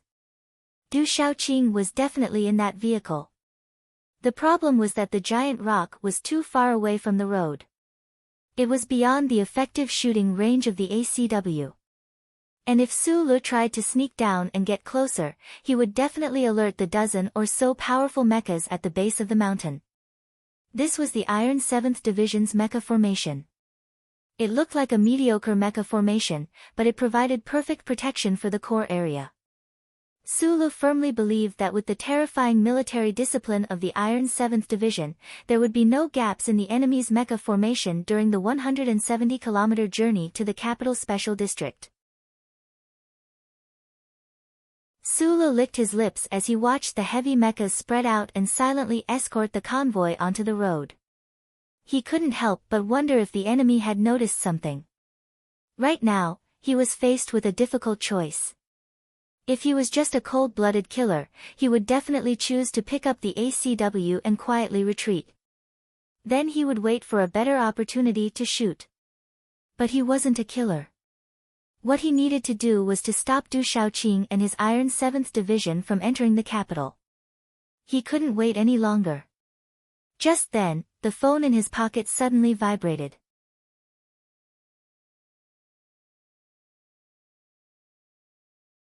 Chapter 969. The Iron 7th Division started moving towards the capital city. Almost at the same time, the Federation also started gathering their troops. The 4 special class operators from the capital city garrison left their stations and silently guarded the city. The 1st Guard Regiment's mecha battalion headed straight for the back of Macho Mountain. After years of Li Jiedu's deployment, the capital city of the Federation was now surrounded by strong and sturdy metal walls. These troops that were absolutely loyal to President Pabre were the Federation's strongest source of power. Non-wartime deployment wasn't authorized by Parliament Hill, approved by the Joint Chiefs of Staff, and signed by the Minister of Defense. It was a direct order from the President's official residence. The procedure was clearly unconstitutional. According to the relevant regulations of the Federation's Constitution, the Bureau of Proclamation, as the highest-ranking enforcer of the Federation's Constitution, should be able to quickly and forcefully take countermeasures against this kind of blatant violation of the Constitution. On a certain day at the beginning of the 76th year of the Constitution, the Bureau of Proclamation's Constitution computer in the basement of the Bureau of Proclamation's building immediately sent out an alarm. The entire Bureau of Proclamation's building instantly rang with a sharp alarm. However, in the face of this serious incident, the Bureau of Proclamation's director, Cui Zhedong, stood beside the stairs with a serious expression. He didn't make any reaction. He even forcefully suppressed the anxious questions of some of the workers. Under the Bureau of Proclamation's tacit approval or connivance, the Federation forces controlled the 3 main roads in the capital city in a very short amount of time. The 1st Guard Regiment's mecha battalion from the capital city garrison used their fastest speed to invade the beautiful back of Macho Mountain. In front of the locked iron gate of the manor, hundreds of fully armed soldiers appeared. In the picturesque scenery by the lake, there were also dozens of black MX mechas. In the capital special district, in the largest city of the Federation, and in many state capitals, the Joint Investigation Department, which was facing the pressure of being downsized, burst into unprecedented action. The powerful, small-eyed special forces rushed into countless buildings with arrest warrants faxed by the Ministry of Justice and began to make arrests. 2 black armed helicopters roared and landed on the roof of the 3rd Forest United Bank's headquarters. Under the black rope, the elite Small Eyes Special Forces swung in from outside the building and smashed through the huge floor-to-ceiling glass, breaking into the building. Among the glass shards on the floor, more than 10 masked Special Forces members aimed at the young CEO behind the table. Under the accompaniment of the terrified screams of the bank's secretaries and workers, one of the members shouted, "Li Shouju, put your hands up."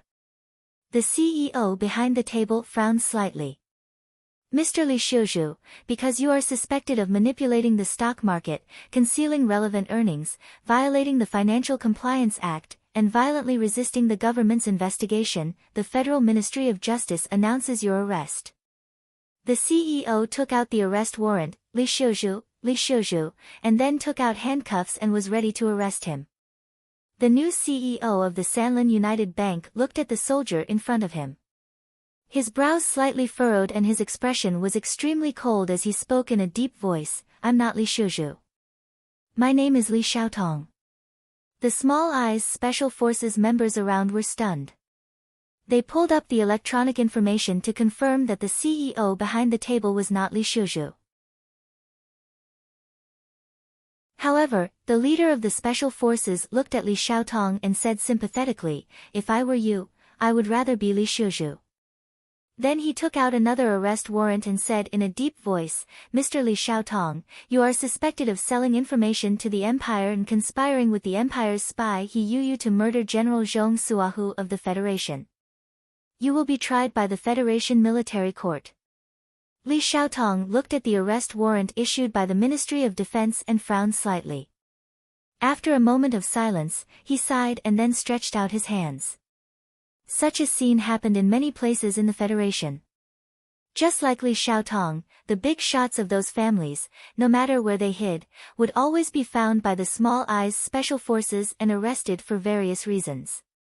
The 7 great families, who had been hiding in the shadows of the Federation for countless years, possessed strength and connections that ordinary people could not imagine. However, at this moment, in the face of the terrifying and unreasonable offensive of the Federation government, they were still being defeated one after another.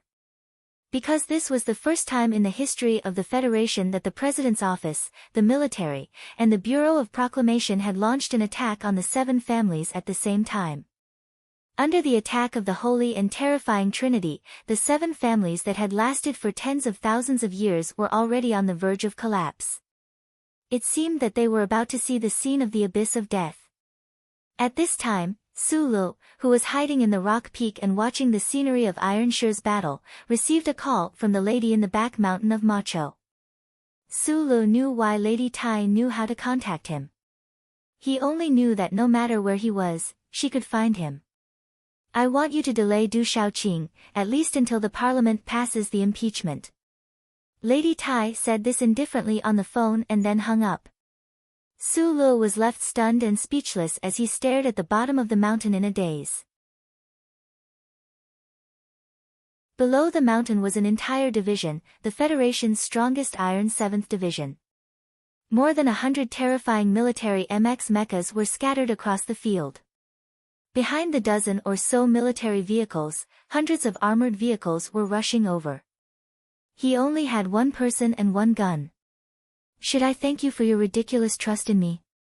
The moment Su Lu closed his eyes, he sent the most respectful greetings to the lady in his mind. Then he suddenly turned around, picked up the heavy ACW, and jumped onto the rock under the sun. He aimed at the military vehicle on the road below the mountain. Without any hesitation, he stood on the rock and used the most standard horizontal shooting position. He narrowed his eyes and pulled the trigger at the military vehicle in the distance. On the balcony behind Macho Mountain, Lady Tai sat silently at the table. She looked at the calm winter lake in front of her. She looked at the floating ice shards on the lake and the snowy forest on the opposite shore reflected by the ice shards. "Are you nervous?" she suddenly asked. Butler Jean noticed that the lady hadn't drunk the tea in front of her. He slowly walked up to her and replaced her cup. He didn't answer the question because he knew that the lady was asking about someone else. Secretary Shin stood behind the lady. After a moment of silence, he replied, "I am indeed a little nervous. The capital ring is so unstable and dangerous. It's really hard to imagine." Lady Tai gently pinched the slightly hot ear of the cup. She smiled and said, "That's because you're too young. Or rather, you haven't had the opportunity to come into contact with the real history outside of history textbooks. Since the end of the Republic, who knows how many situations like this have happened in the history of the Three Forests galaxy. The war between the government and the seven great families didn't just start today, and it's also impossible for it to end today in such a crude and simple way." The lady looked at the winter forest on the opposite side of the lake and said calmly, "Countless of our ancestors died tragically in military prisons. Several presidents also died in pools of blood due to assassination attempts. It wasn't until later that everyone realized that there was no benefit in continuing this war that they chose to coexist." She continued expressionlessly, "Mr. President is similar to young people like you. He's not willing to learn more about history. After all, the Li Jiedu family's history is too short, so they can't understand that everything has a reason to exist." After saying this, Lady Tai looked at Shinli and said with a smile, "As the most humiliating character in the Trinity Association, they thought that they would know my bottom line and all the trump cards of the seven great families through you. That's why they dared to use such a crude and rude method. However, they didn't expect that through you, I would be able to see their every move clearly. I know who their supporters in the Senate are, but they don't know anything. Madam, you're very far-sighted." Secretary Shen had followed Lady Tai for almost 10 years, so he didn't think that his words were flattering. He frowned and said in a low voice, "But since you knew beforehand that the government would use the military, why did you insist on not leaving? The reason why these thousand-year-old families were able to survive in the Federation is not only because they have too many resources, but also because these families have their own persistence and sense of glory. That's why I believe that no matter if it's the Li family or the Nan Xiang family, when faced with the arrest of the federal forces, they definitely wouldn't run away. At least, they would leave behind a few people with enough weight to maintain their own glory." Lady Tai smiled and said, "As a descendant of the imperial family, the Tai family doesn't have the right to run away. If they were scared and ran to Bermuda, this war might have ended a few thousand years ago. But it's still too risky." Secretary Shen looked at the forest on the opposite side of the lake. Lady Tai looked at the vague silhouettes of mechas in the forest and said with a mocking smile, "Since you already knew that the one in charge of attacking this area was the mecha battalion of the 1st Regiment, then what danger is there? Or perhaps you should call the president now and ask him why this military unit hasn't attacked yet. Instead, those mechas are guarding Macho's back mountain." Secretary Shen looked in shock at the dozen or so black mechas patrolling the forest. He finally understood where his madam's calmness came from. Feicheng's military god had suppressed the seven great families for decades, but in the end, he still hadn't completely succeeded. His right hand trembled slightly, and it was difficult for him to take out his phone. The Federation government launched its final attack on the seven great families.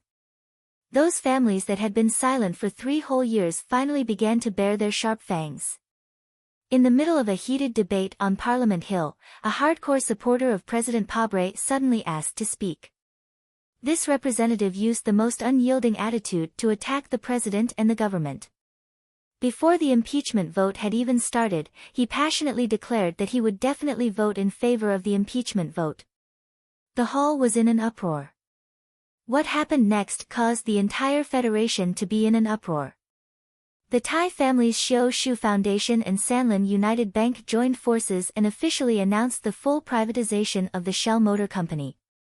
There was a saying in the Federation, "Where there is metal, there is the mark of Shell Motor Company." This company had invented the Jingnong battery and the crystal engine. It had a long history and had a close relationship with the federal military. Now, most of the MX mechas and close to half of the battleships in the Federation were produced by this company. A more direct explanation was that Shell Motor Company was the Federation's biggest and most important company. You're tuning into the Blissful Bookshelf YouTube channel. We're so grateful for your support, and don't forget to subscribe to join us on this incredible journey through captivating stories. Your generosity through donations truly makes a world of difference, as it's the primary source of revenue that allows me to expand and enhance this channel for you. Thank you from the bottom of my heart for being a part of this adventure.